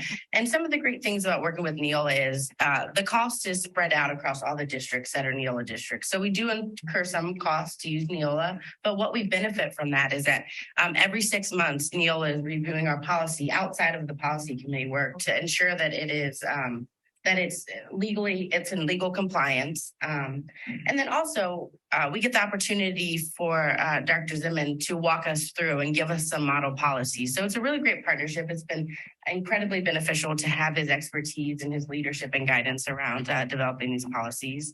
I'd also like to add, we have public comment at the end of our policies. Zachary, I remember in your interview, you expressed interest in doing some policy work. So just encouraging some more folks to join some of our policy meetings just to see kind of what goes into it and the process and providing feedback at the end of that meeting. And yes, like Dr. Jessebanger said, you'll get an overview of the first round of policies that we've worked on later in the agenda and the first reads on some of those. So. I appreciate the foreshadowing. Any questions or comments about the policy committee report? It's really. And this may be coming, but you sort of talked about the cadence of the order that you might be hitting them in addition to doing some here and there based on need. Is there currently a goal in terms of by the end of this school year you hope to have accomplished the bylaws and this and that, or and is that something that could be shared with the board? Yes, we do have it. It might be easier to actually email it because it's kind of piecemeal. Yeah. But generally speaking, it's going to be the things that you're going to hear from us today, some of which they're going through like sort of a second legal process. So some things you'll hear about, but you won't actually see the full policy today. After that, we'll do purchasing. And then we're going to be moving into the bylaws and the 2000 series, which is like our program. So that's what we're hoping to get to this academic year. Got it. Okay. So just to recap, so we have the ones that were brought to our attention by the directors. So it was any policy that was really limiting the work that they could do. And that includes anything in the 5,000s, mostly in the 5,000s and then 6,000s from Mr. Brightman that we're going to tackle next. And then after that, we're going to focus on our bylaws and then the 2000 series. So hopefully we'll get into this cadence where Neola actually recommends like a 3-year cycle of reviewing the policy. But once we kind of tackle some of these policies that haven't been looked at for a while, we'll kind of get to that cadence. And then the next policy committee that steps in next year will have, I think, a little more strategy and planning around the policy work they do. Y'all are playing catch up. We are. Yes. Thank you. Thank you all. Let's move into the Finance and Resource Committee. Thank you. Mike Meyer, one of the 2 members of the Finance and Resource Committee with Mr. Phillips. We had our first meeting on November 28th.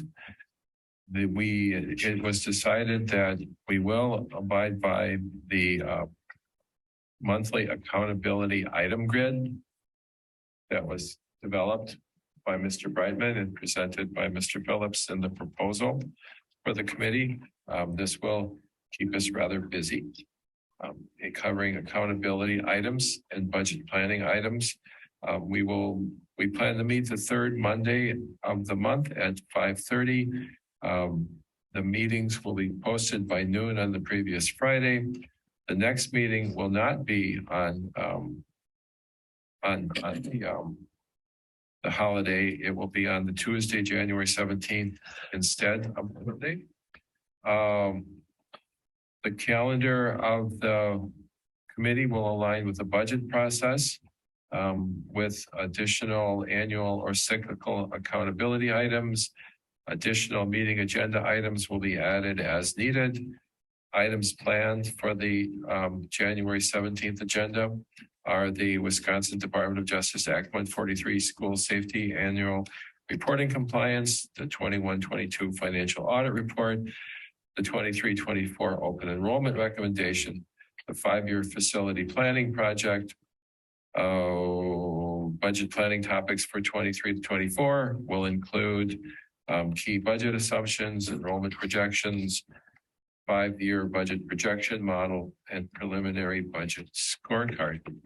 If for our student representatives, if anyone you know is interested in business, this is your school board committee to come to. So everybody's excitement is somebody else's boring, and I can say this is my excitement. And to look at cybersecurity review or quarterly budget or fiscal year, end projection or vouchers or budget scorecards. It's not your political, legislative, educational policy thing. This is going to be nuts and bolts, kind of business perspective, the things that have to be handled so that the educator, money wise and facilities wise, so that the educators can do our real mission, which is educating kids. And this committee is going to be a pleasure to work on because of the highly professional staff. Sorry, Mr. Brightman, editorial comment. You're going to be complimented. The highly professional staff, and Mr. Brightman has, to my great joy, agreed to do the minutes, which is probably my least favorite thing to do. So thank you to Mr. Phillips for hatching this idea and bringing it forward and providing the proposal to the board, and that this has gotten off to a start. So thank you. Any questions? Thank you all very much for the 3 efficient updates. Very much appreciated. I'm going to move us into the board governance item on the agenda. The first item is action to approve Sharon Mufeld to serve as Wisconsin Association of School Board Delegates to the 2023 Wisconsin Association of School Boards Delegate Assembly. My editorial comment before we vote and discuss this, thank you very much, Sharon, for fulfilling this significant responsibility. Mr. Phillips? It is recommended that the school board approve Sharon Muhlfeld to serve as the Wisconsin Association of School Boards Delegate to the 2023 Wisconsin Association of School Boards Delegate Assembly, and I so move. Second. May I have a second? Second, thank you. Sorry. Got a little excited. Well, I wanted to, this was important, this one. So Any comment on this item? A comment that the delegate assembly is January 18th in the afternoon. We do actually have the draft resolutions now that will be forwarded to the board, and we'll have discussion on those January 9th as well as some narrative from the administration and different members of administration to what is being proposed at the delegate assembly.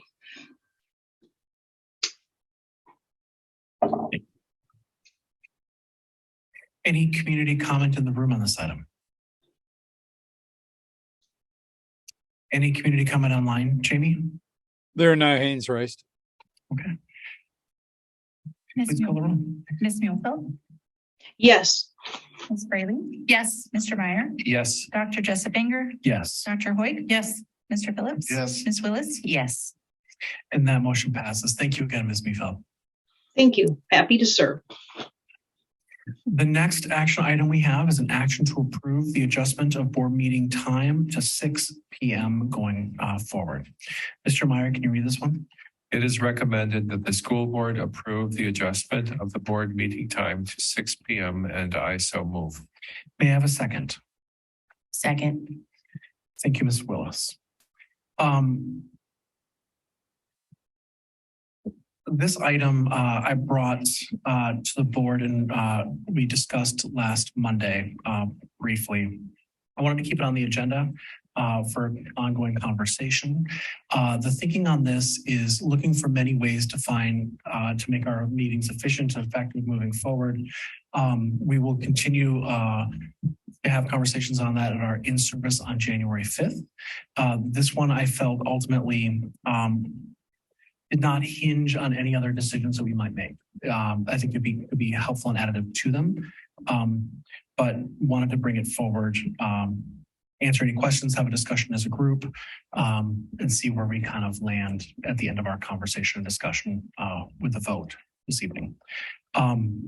With that, I would open up to conversation among the board. Mr. Meyer. I listened to the recording of the special meeting from last week, and I'm aligned with Mr. Phillips' comments that he made. I'll add my comments as well. So a 7 o'clock meeting means that as a parent, you have potential to miss like those evening activities of your students and your children. But you can still do the after school activities and enjoy dinner with your family, which, you know, you don't appreciate it so much until you have been around people who have eating disabilities. And then you find out that that evening meal is extraordinarily important. If we move to 6, well, 6 kind of clobbers everything. You might have to leave your after school events sooner. Dinner becomes a problem, and the meeting's going to go long anyway. You'll lose the evening events. So in my time on the board, I came on the board. I started coming to board meetings the month after my youngest child graduated from high school. And I never had to deal with the conflicts that parent board members have had to deal with. And I was always so glad that I didn't have to. And I always felt like those board members were making such sacrifices to be at board meetings. So to me, it's sort of like whack-a-mole. It solves a problem and creates another problem and maybe creates more problems.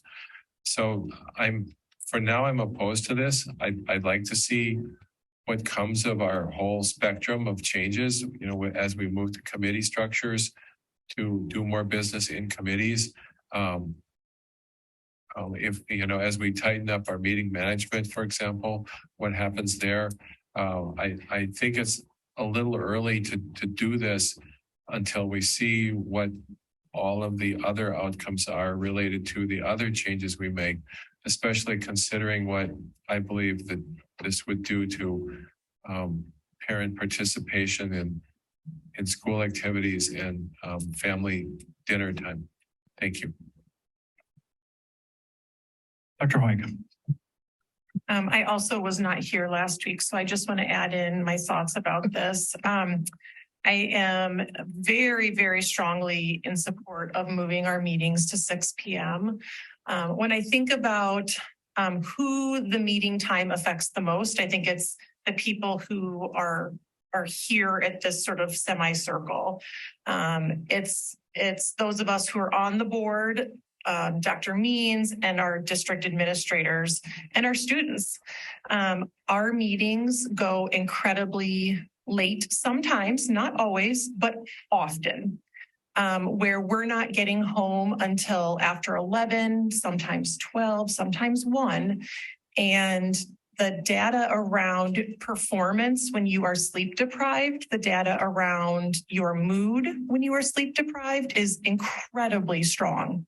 There are no doubts that staying in a meeting and being here and holding our students and our district administrators to some extent sort of hostage until after 11 p.m. and then sending you home to do homework, I think is absolutely ridiculous. And I think it's really insensitive of us.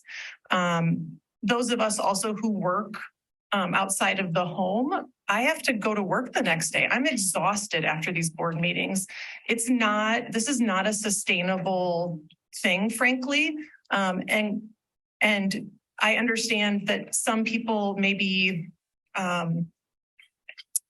there may be some meetings where it's difficult for people to get to, like parents or teachers to get to, although frankly, there's a virtual option always. So you can have like one earbud in and kind of waiting for the item that matters to you the most.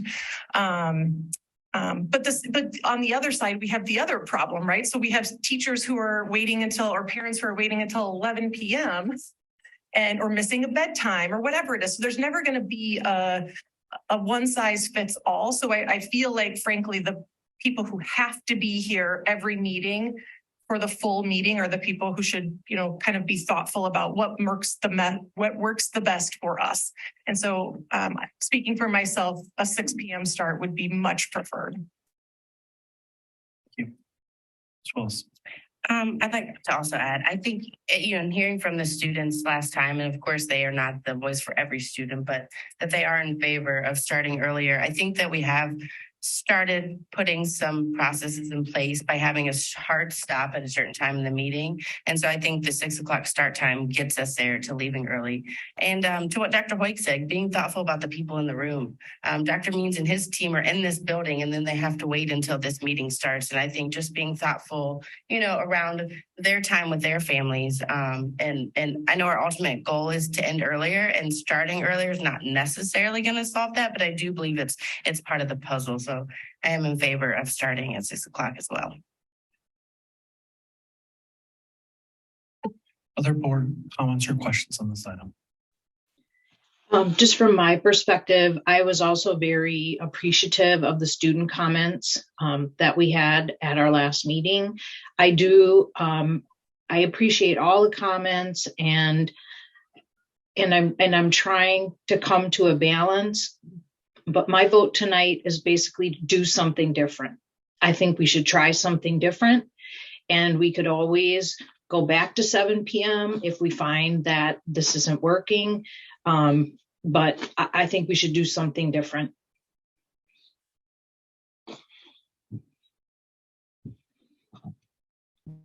Seeing no other board comment or questions on this item, any community comment on this item?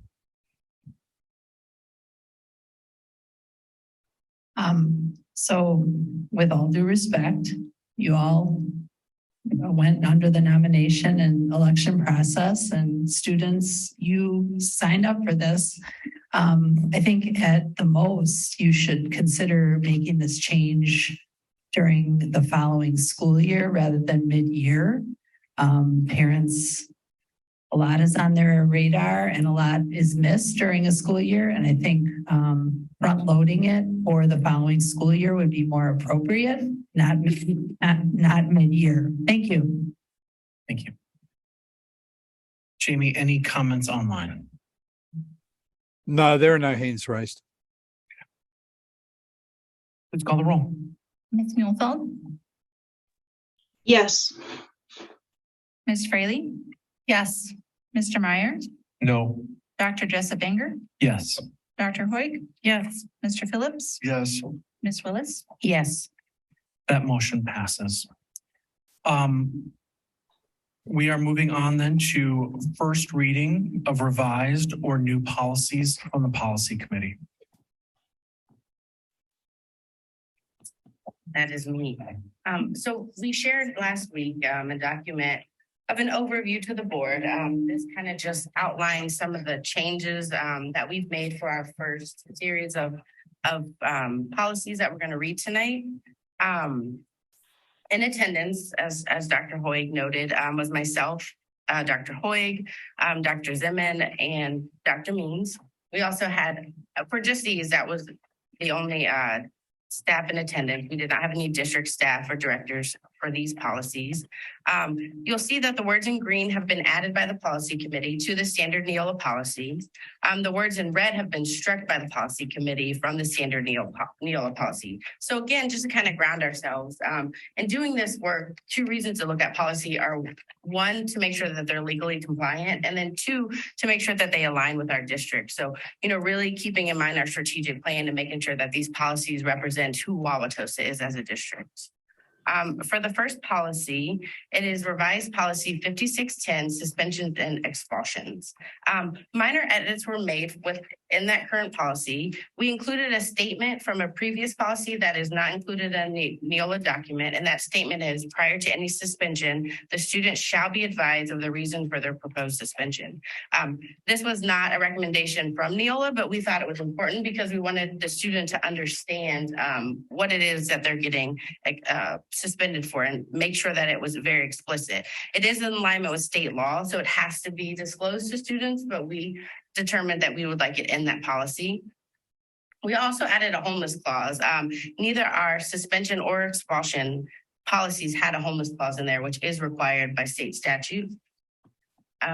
We did omit a section which we thought was better suited in the administrative guidelines section of the policy.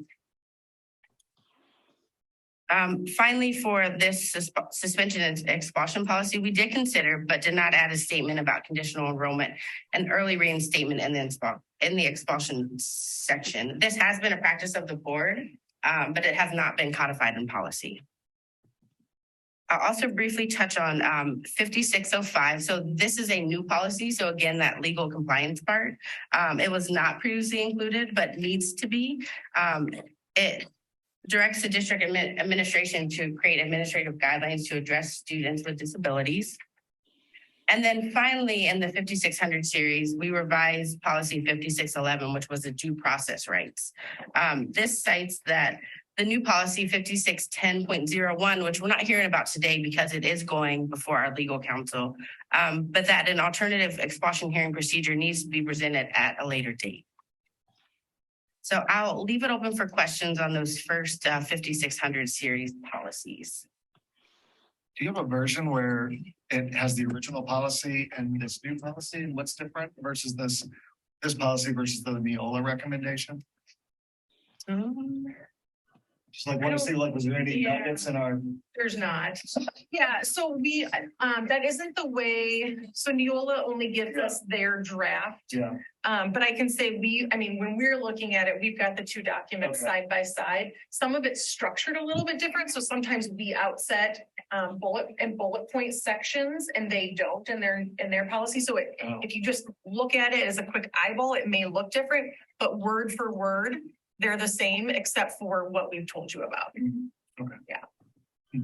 But if it's helpful moving forward, we can provide the original with the draft. Yes, we'll have to figure out how to do that, but it's just fun to connect the dots, but okay, if it's too much of a pain. But I think in board docs, you still have access to the old documents. So that would be more work for each board member, but so the policies are two different tabs on board docs. So we have the draft policies that Neola recommended and we made changes to, and then the original documents will be under the existing policy tab. Okay. If that's easier, we can download them as a PDF and connect them with the draft policy if you'd like to compare them side by side. But it just seems cumbersome to attach so many documents. But okay. So excuse me, I thought, and I looked at your documents, there's like a track changes kind of format that you have, isn't there? Can't we see what you added or subtracted, or did I misunderstand? Well, so that's what we've given you, but what we're working off of is the Neola recommendation, like the Neola policy. Okay. And then we're comparing so they're two, it's like they look the same, they're often the same. So far, they've been completely basically identical. But we're working off of their document, not ours. If that makes sense. Okay. So we are doing track changes though. That's what the green and the red is. Sure. I used to use a software tool called Ultra Compare. And you could give it two documents and it would compare them and redline the differences. Now, if you have a massive restructuring, that's no help. But if you were to try that, maybe that would help. I mean, I frequently used it to find changes where I had an old version of Neuro Rats. I didn't have the track changes on. Well, let's line this up, or somebody would give me something to review and they didn't have the track changes. Oh, I wish like Mr. Phillips said, I wish I could see the old one. And it gives you like a pane with two pages. You can even some of it, you can do 3 documents as well. And it redlines for you the one versus the second versus the third. And I don't know whether that would help you, but just to throw that out there. And that's Ultra Compare. And I was just going to comment, I believe that so the policies that we had before are mostly Neola policies, but because they haven't been updated so long, they might not be identical to the draft that Dr. Zimmern brings before us. So what we're working on is the updated, what we should have already had, and then just kind of adding what has changed in the law, what changes we want to make based on aligning them with our districts.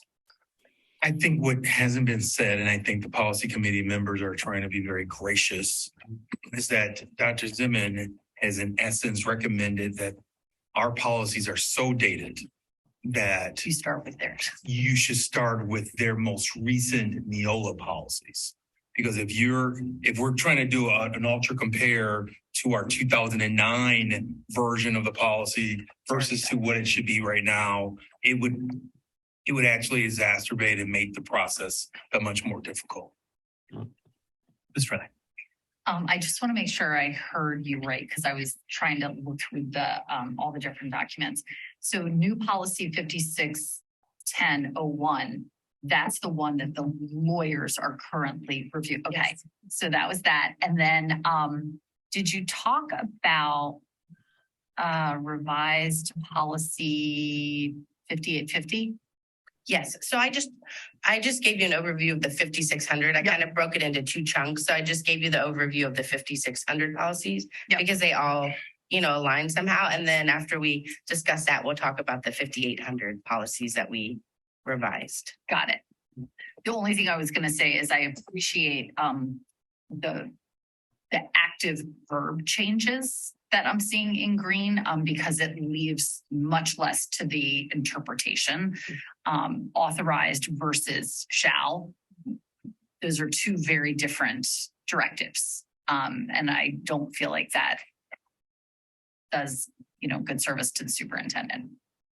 And that's what we did too a lot. I mean, as you'll see in these policies, just cleaned up the language because there was some confusion even in the due process, just based on some of the definitions that we had, that they weren't consistent throughout the policies. So just making sure that our language is consistent so that everything aligns and everything is exactly how we want it to be stated. Yeah. If there's no more questions about the 5600s, I'll move on to the 5800s. Ms. Willis, I have a question. Yes, Ms. Newfield. Thank you. The alternative expulsion hearing procedure. The questions that I have is so the language that we've had, is that existing language at the end of the policy within 30 days of the date of expulsion order? The board shall meet to review the decision. Is that, Ms. Newfield, are you referring to you're referring to 5610.01? Correct. I know that was included in our packet, I think because there's this 5611 refers to that. And so I think it was included, but that one has to be looked at by the lawyer first. So we weren't going to review that one for today. Okay. I apologize. Okay. All right. Well, it's included in the public posting. And so I understand the options just because it's here and posted. I'd just like to say what I have to say about it before any legal review. I understand the options. Those were discussed with us in a prior open meeting. But what I don't understand is the text about within 30 days of the date of the expulsion order. I think it's not something that we've ever done before in this scenario, especially if we're using a couple of these options. And then the other sentence after that the policy shall be reviewed annually by the board prior to the start of the school year. I don't know if that time frame is appropriate. So, I mean, I can see if this language stays in there, that would mean that possibly some, an expelled student or their family might come back to the board meeting where this is being presented. So What would be your recommendation, Ms. Mefield, if not annually reviewed?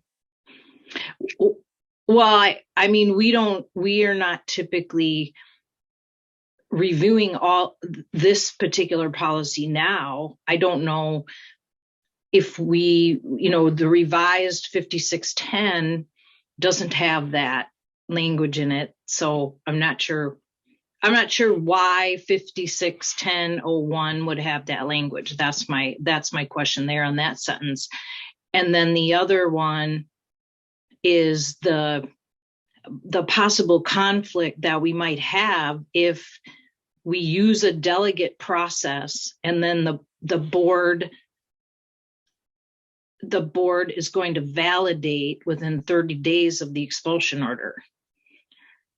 I don't know how that would work for us, if it would be on an open meeting agenda or not. I mean, that's just not a process we have done before, because we're actually holding expulsion hearings as a board, as a hearing. So those are my questions mechanically about how that would work. I understand the options that are being proposed. Yeah, so you're right. I don't know logistically how that would work. I think the question is, because it was not answered when we had our board meeting, if we, I think we talked about a hearing officer, a hearing panel, and then continuing to use the full board or whatever sort of quorum of the full board that we could use. We drafted this with the idea that we may want to consider a hearing panel, because it sounded like a hearing officer was pretty much off the table for most people. So we were going with that as a possibility. If that were the case, then it would go to the full board within 30 days for review and approval. The student remains expelled during that period of time until the board reviews and were to maybe overturn the decision. The reason that this particular policy would be reviewed annually is because we may decide in 1 year you want to use a hearing panel and include these. As you can see, there's a spot where you would include the 3 specific members that you would assign to that panel, but you would not maybe want to do that the following year. So this felt very kind of school year to school year specific, where we would want to look at this every year and make a decision as a school board. It's annual because the state statute states that upon the adoption of a resolution annually, you can either appoint an independent hearing panel or a hearing officer. So that's what the statute states. And it also states very clearly in the statute, I'm reading it directly from the statute, within 30 days after the date on which the order is issued, the school board shall review the expulsion order and shall, upon review, approve, reverse, or modify the order. And it goes on to reference the hearing officer in the panel. So this is back to Dr. Zimmerman's point of Neola keeps up with the changes within the state legislature. And again, we don't have to adopt a hearing panel or a hearing officer. This just gave us the option based on the resolution that was brought before us, from the board president and Dr. Mean. So this just gives us that option. But Ms. Mefield, to your point, I think it's worth considering, does it help with that process? Because not only do we have to have a panel, but then we also have to bring it back to the full board to vote. So, taking that into consideration, if this is the way that we want to do our expulsions, but again, just an option. Yeah, I just don't understand what, I wouldn't want to put the student or the community in another position after they've already gone through the process of an expulsion. So I don't believe that the student has to come before the full board, but the decision has to be discussed and accepted or not accepted. Well, right, but they may or may not do that because we because this is the new process if we decide to go this route. I would defer to Mr. Pinion, but I believe that the reason why the law reads the way that it does is it provides a check and balance. So the hearing panel isn't the lone arbiter of the decision that the full board eventually does win. Mr. Pinion. Correct. And coming from a system that used a panel for several years, and unfortunately a lot of expulsion hearings, that process then goes to the full board in a closed session if they want to get into details. But in all the hearings I've had, not saying it couldn't happen, I never had a parent come to that full board meeting because they went through the entire process with the panel. Oh, thank you for clarifying, Mr. Pinion. So this review would be done in closed session? If you're going to be talking about student details like that, it would have to be done in closed session, yes. Okay, so that just has to be figured out by the board, what process they wish to use there, because I would think that would be. To go that route, yes, we would need to work through those details. Yeah, okay, thank you. Thank you, Mr. Meyer. In your conversations as a committee with the superintendent on how to structure this, I ask that you consider this, what I'm about to say. Many people, of course, and I'm one of them, believe in progressive discipline. That the worst of all disciplinary outcomes is what I've sadly called the death penalty, that we expel until 21 with no abeyance or nothing. The student is just gone. And I would like to see as many progressive increments before that to give the student a chance to come to their senses and turn themselves around and such things. And I would, if Dr. Means and Mr. Pinion in their expertise about how to modify behavior of students, if they think this would be useful, and maybe they think it won't be useful, so then just disregard what I'm about to say. I don't see an expulsion hearing properly used as at all just presuming that there will be an expulsion without an abeyance step first. If there is value to modifying the student behavior and bringing them before what I will call a board tribunal of citizens to try at that next progressive step to speak to them in a way that might move their hearts to modify their behaviors, that then I would want our board to be available, as why we're doing an alternate procedure so that we could be more available, and that it would be perhaps not unusual that the superintendent would come to the hearing with a recommendation for expulsion, but held in abeyance, and that the only outcome, there, of course, there's things we dictate about interventions and such, but I don't want it to be commonplace that a student is brought to an expulsion hearing and it's just assumed, I know we don't predetermine things, but I would like to see a set of outcomes that showed mercy instead of punishment in the expulsion hearing process. Now, now I'm obviously older and it's been a long time since I've dealt with teenagers, for example. Maybe my belief is not of much value, but that's why we have experts here. But I just ask that you consider that as we structure this with the timing and how we staff it and everything, that if that would be a useful tool, and I don't mean like we don't really mean it if you're coming to an expulsion hearing. I mean the value of having been brought before the tribunal, as with, a student driver, a new driver who gets a ticket and you go before the city judge, and city judge says, well, okay, I'm going to just sit on this ticket for a year. And if I never see you back here again, it's going to go away. I mean, obviously that's very simplistic with respect to a disciplinary situation with a student. That's obviously not going to be that simplistic, but I'm just asking that you consider whether you think it has merit to assume that there will be cases where these hearings will be that progressive step and not so much the presumption in the community that you go to an expulsion hearing and you're expelled. Well, no, it's usually not that way. And in order to try to save the student. Thank you. And I will ask Ms. Willis or Dr. Means to help me clarify if I'm saying this wrong, but I was really surprised that one of the things Mr. Zimmern talked about when we were speaking about this particular policy is that an expulsion held in abeyance is really not something the board should be doing. It's really, that's the role of Mr. Pinion in the expulsion hearing.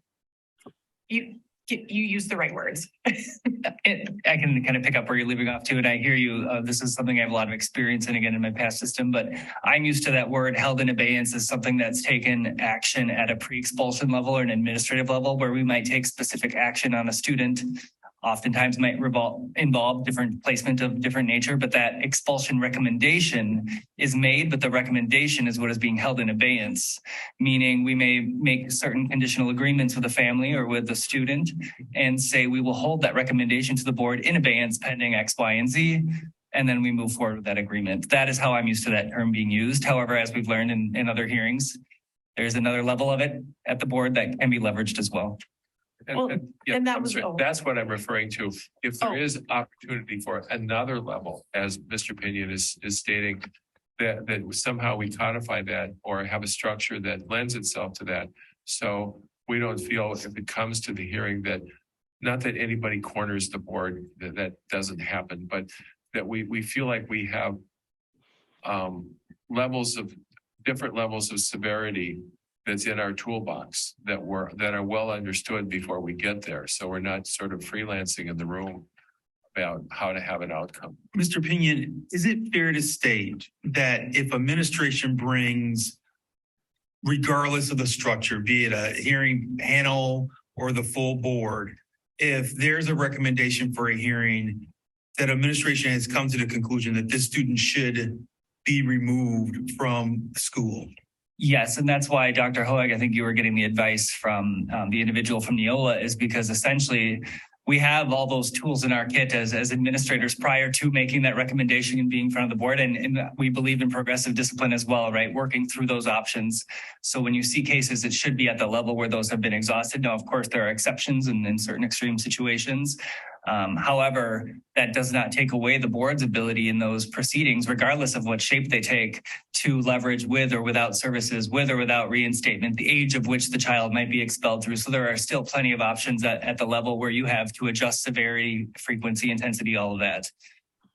Oh, so I understand what you're saying, Mr. Pinion, and I appreciate hearing that there has been an exhaustive set of progressive steps before it ever comes to the board. And if the board understand that, then how we look at the recommendation will be different, that there is not that role we have in the room.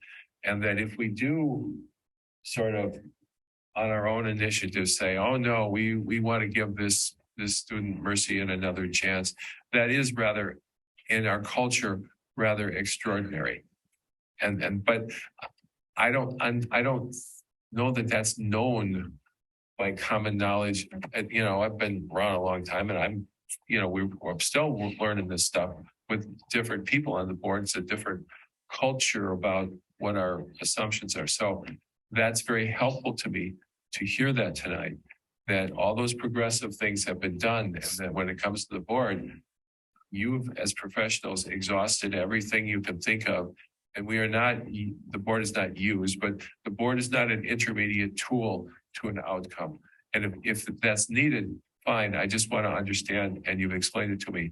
And I really appreciate everybody's patience here with me tonight.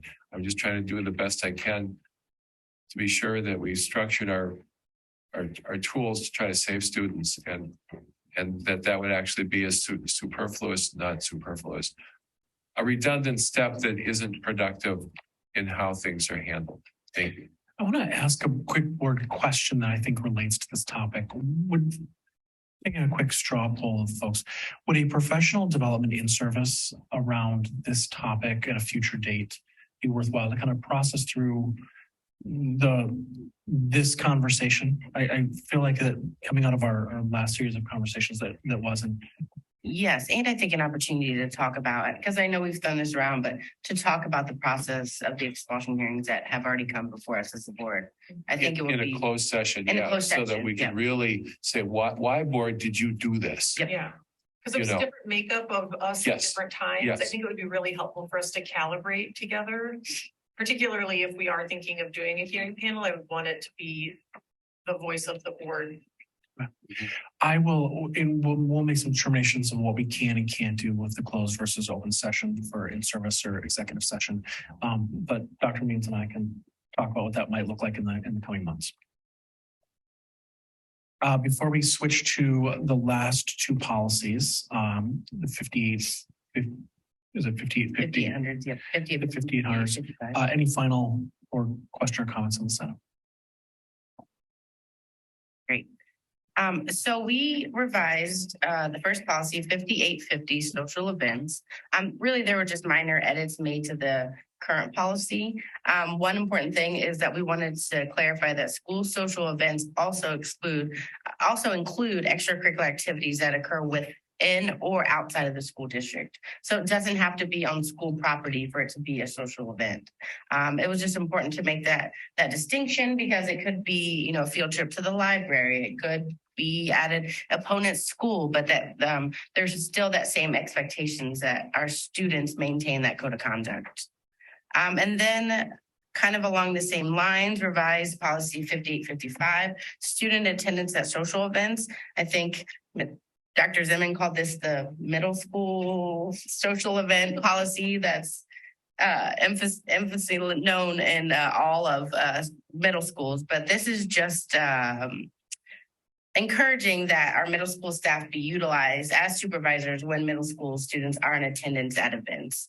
That it's really impossible to restrict them from coming, but just encouraging that we have the staff and the supervisors on hand to monitor that student behavior. And then we also talked about other practices that we can implement as far as maybe having like a middle school student section, not necessarily things that we want to codify in our policy, but just recognizing that there are some practices that we can put into place to help better regulate some of these social events.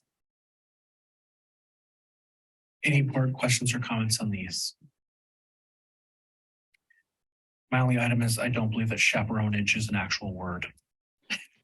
I have a question. I didn't see that this was designated for just middle school students.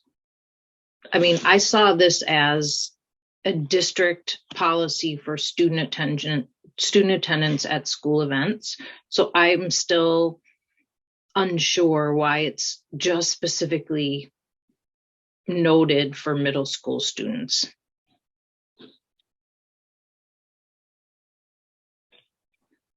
I don't think it is just noted for middle school students. I think the only thing that's middle school specific is that last line that we are strongly recommending as a board that middle school staff be utilized when we anticipate that middle school students will be in attendance at the event. It's really, again, to have monitors on site who know those students and would be able to help manage behaviors. I think Ms. Munfeld, what Ms. Willis shared earlier, the representative from Neola affectionately called it the middle school policy because in most school districts, from rural school districts to Wauwatosa, this is the one policy that captures that phenomenon of middle school age young people coming to predominantly high school age events. And the way that you are able to govern it is through 5855. That's is not specific to middle school, but it is generally how you have to govern it. And you can see there were a number of different options available. I think we chose the option that was the most, I believe, inclusive, where it wasn't about, there's some policies that actually recommend that a parent, and you can see option 1 is struck. We did not pursue that option, but there are some districts that are Neola districts that legitimately require the parent to chaperone those students. I'm looking at our 2 student reps. I'm sure you attended high school events as a middle schooler, perhaps, and we would love to hear from you in terms of that experience. I personally don't have a lot of experience to speak to, in large part because I went to the Montessori school, and a lot of those events were kind of, isolated to a smaller group of kids. So I don't know if I have, I'm qualified to speak on any of that. So thank you. I will say that a lot of my friends had older siblings in high school, so we would go mostly to their sporting games. And yeah, definitely a more immature crowd of pre-teenage boys.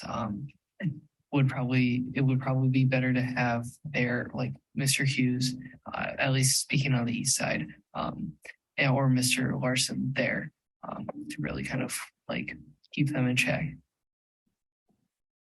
And I'll talk through a little bit of why we didn't accept option 1. And I think because we have some, really, we had lots of questions around why can't we just require that every student have a parent or a chaperone? And we talked about some of the challenges with parents just dropping their students off. So now all of a sudden you have an unattended minor, on just outside of school property, not being supervised. And that, historically other districts have seen a lot of challenges that come along with that. So really just, equipping our staff and supervisors and people we know that will have on hand to, to be partners in helping supervise those kids seem like the most reasonable expectation.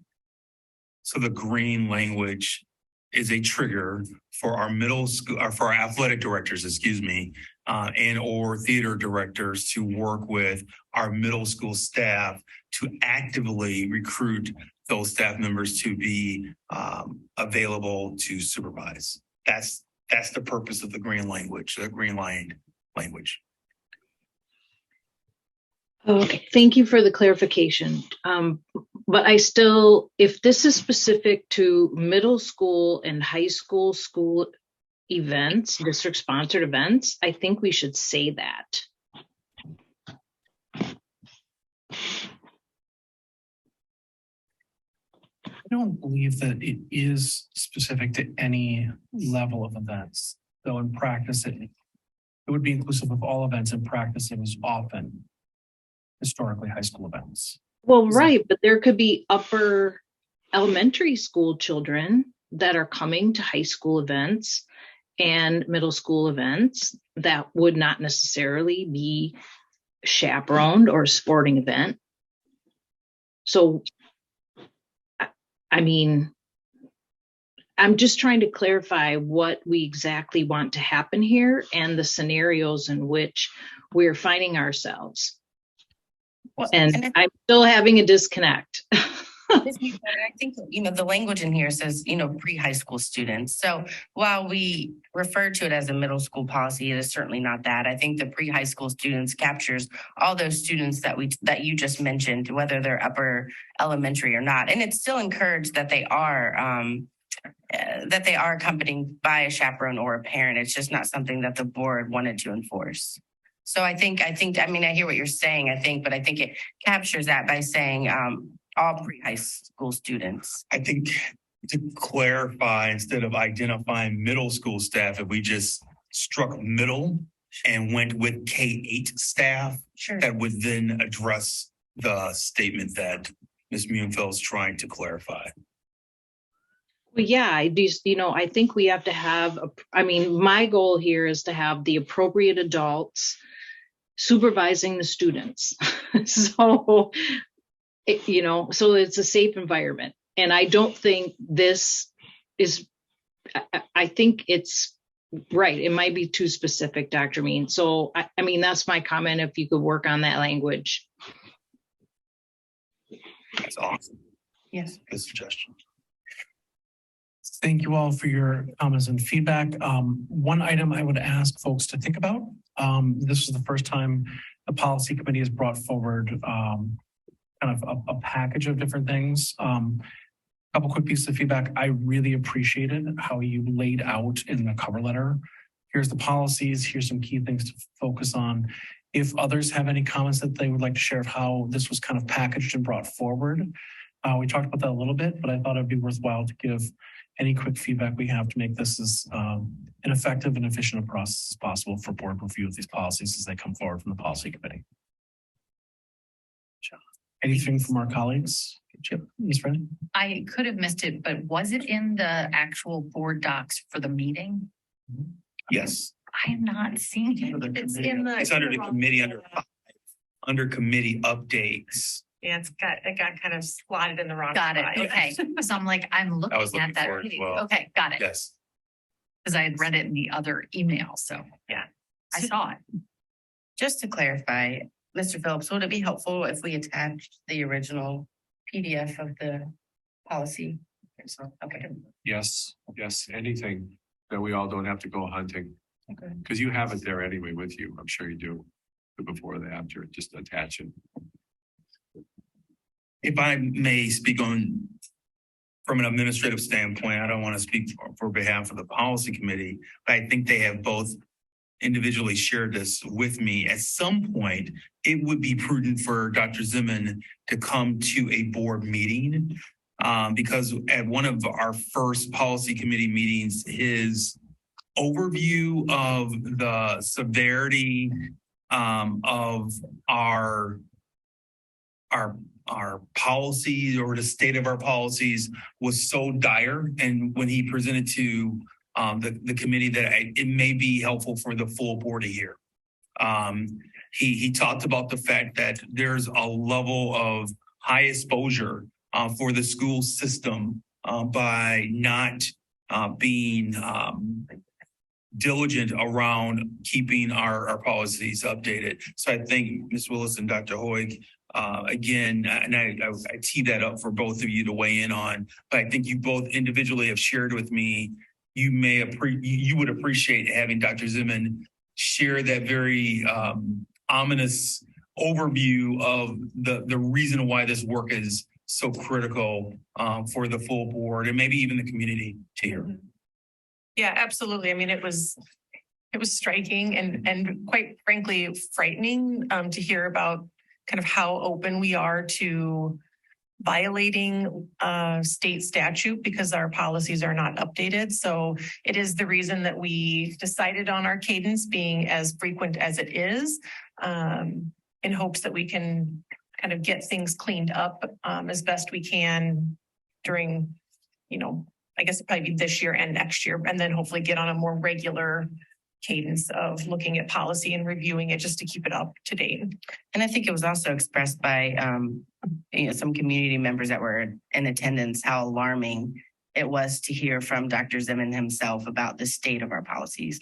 And I would also encourage and invite board members to attend. I know we are all doing so much work, but I know that I would very much like to lean into the expertise of veteran board members as we do this policy work, because it is a very daunting and overwhelming task. But I mean, we have great guidance and I'm so glad to be doing the work, but anytime that we can get feedback and collaboration from our colleagues, I definitely welcome you to attend any and all of our policy meetings. Ms. Freddie. One final thought, and I don't worry about this because of you, Dr. Means, but I think it's worth considering as a board, what are the systems and structures that we have in place that live beyond us? So one of the things that I said to someone when they said, how did the policies get to this place? I said, well, I can only speak for myself, but you don't know what you don't know. I didn't know how often policies should be updated, right? Because we look at policies all the time. If I think of the last 6 years, like how many times have we looked at policies?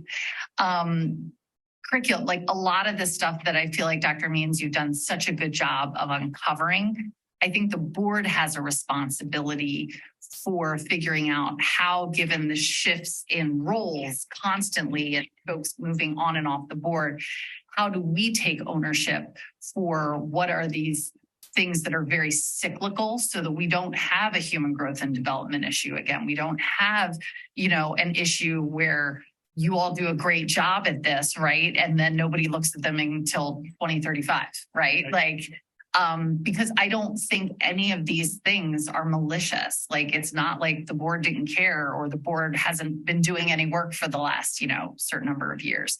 I just keep finding my experience is when I am realizing that the board has made a misstep, it is out of lack of information, not making a decision to say, oh, that's not important. We're not going to work on the policies. So I think there is some board ownership that needs to happen, but that means making sure that we leave a legacy of something that gets passed along more consistently and whatnot. So do I get another chance? I'll be short. I think you're officially at 5, but yes. Okay. Well, we had a lot of policy that, okay. So here's some context. I recently attended a Wisconsin State Bar legal education course that included a presentation from a parliamentarian for a large city council. And I heard an interesting thing from him to me. He said that he didn't think that a governmental body's policies should repeat state law, because you're always going to be having to be watching the legislature to update it.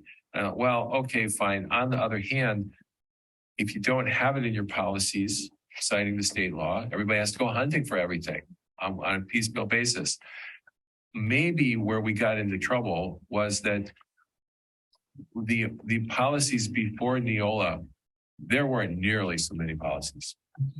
And we started Neola, and Neola had a policy for everything, right? I mean, you're seeing it now. It's like, oh my, these things go on and on and on. Okay. Well, once you start a structure that has a policy for everything, you can't cancel the maintenance subscription, right? You can't not buy the annual updates, which seems to be what we did.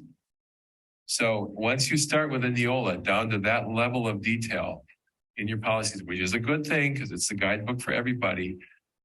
I mean, you cite a law, and if you don't update it, you not only are not stating the correct law in your policy, you're stating an incorrect statement of the law because the law changed and so you've actually gotten worse. If you use Neola a little bit or start it and don't pay the annual subscription, you're actually worse off, I would guess. So just to throw that out. So if we're going to do this Neola thing with all this detail that you two are putting all this tremendous amount of work in, future boards must be committed to spend the money for the regular updates. Yes. Agreed. Okay. Yes. And I think we're not unusual in using Neola. I think they have something like 309 districts out of the 405 that use Neola in Wisconsin. So, so not using Neola for those years was actually an anomaly amongst school districts, especially school districts of our size. I'm going to move us towards final public comment on non-agenda items. Is there any final comment on non-agenda items this evening? I'm sorry to be Debbie Downer and end the meeting on this note, but I feel like I must address the elephant in the room. Friday night, December 9th, we picked up my youngest from the East-West game at Tosa East, and we had squad cars responding. And within 15 minutes, my son had his phone fill up with video of a fight. And kids have been fighting in school for 75 years. But what I'm very worried about in this district is that the message is clearly not getting through to students who choose to use depraved indifference and they are so out of order as to not intervene and help their fellow classmate, they decide to video. I've seen 3 different angles of this fight. So clearly 3 different people have recorded it, and it's for the world to see. And this is happening under the backdrop of while this was happening, we had students away, steps away in the theater, wonderfully conforming to school culture expectations, steps away in our wonderful theater managed by a wonderful director. Those students managed to do exactly as they're expected without any sort of strong start or any sort of intervention. And now the community buzz and the Metro Milwaukee buzz about our school district is not about our fine theater. It's truly sad. It's a PR nightmare. And we need some sort of structure created with a different learning environment or different opportunities, or perhaps demands and more expectations on families with their children being involved in this depraved indifference. We have not had the message get across to students. It's not getting across. And so that should be our immediate area of focus. It's a joke. Kids look at it as a joke. You have kids that have not followed board policies in the 5000s. They have repeatedly neglected to obey the rules established by the school. They've engaged in conduct while at school or while under the supervision of school authorities to endanger property. They stood on tables by the dozens, the health and the safety of other people. What are we going to do about that? So let's put that on the agenda next time. Thank you. Thank you. Jamie, do we have any comments online this evening? No, there are no hands raised. Okay. May I have a motion to adjourn? So moved. Second. Thank you both. Please call the roll. Ms. Muehlfeld? Yes. Yes. Mr. Meyer? Yes. Dr. Jessup Banger? Yes. Dr. Hoik? Yes. Mr. Phillips? Yes. Ms. Willis? Yes. I will see the board. Okay.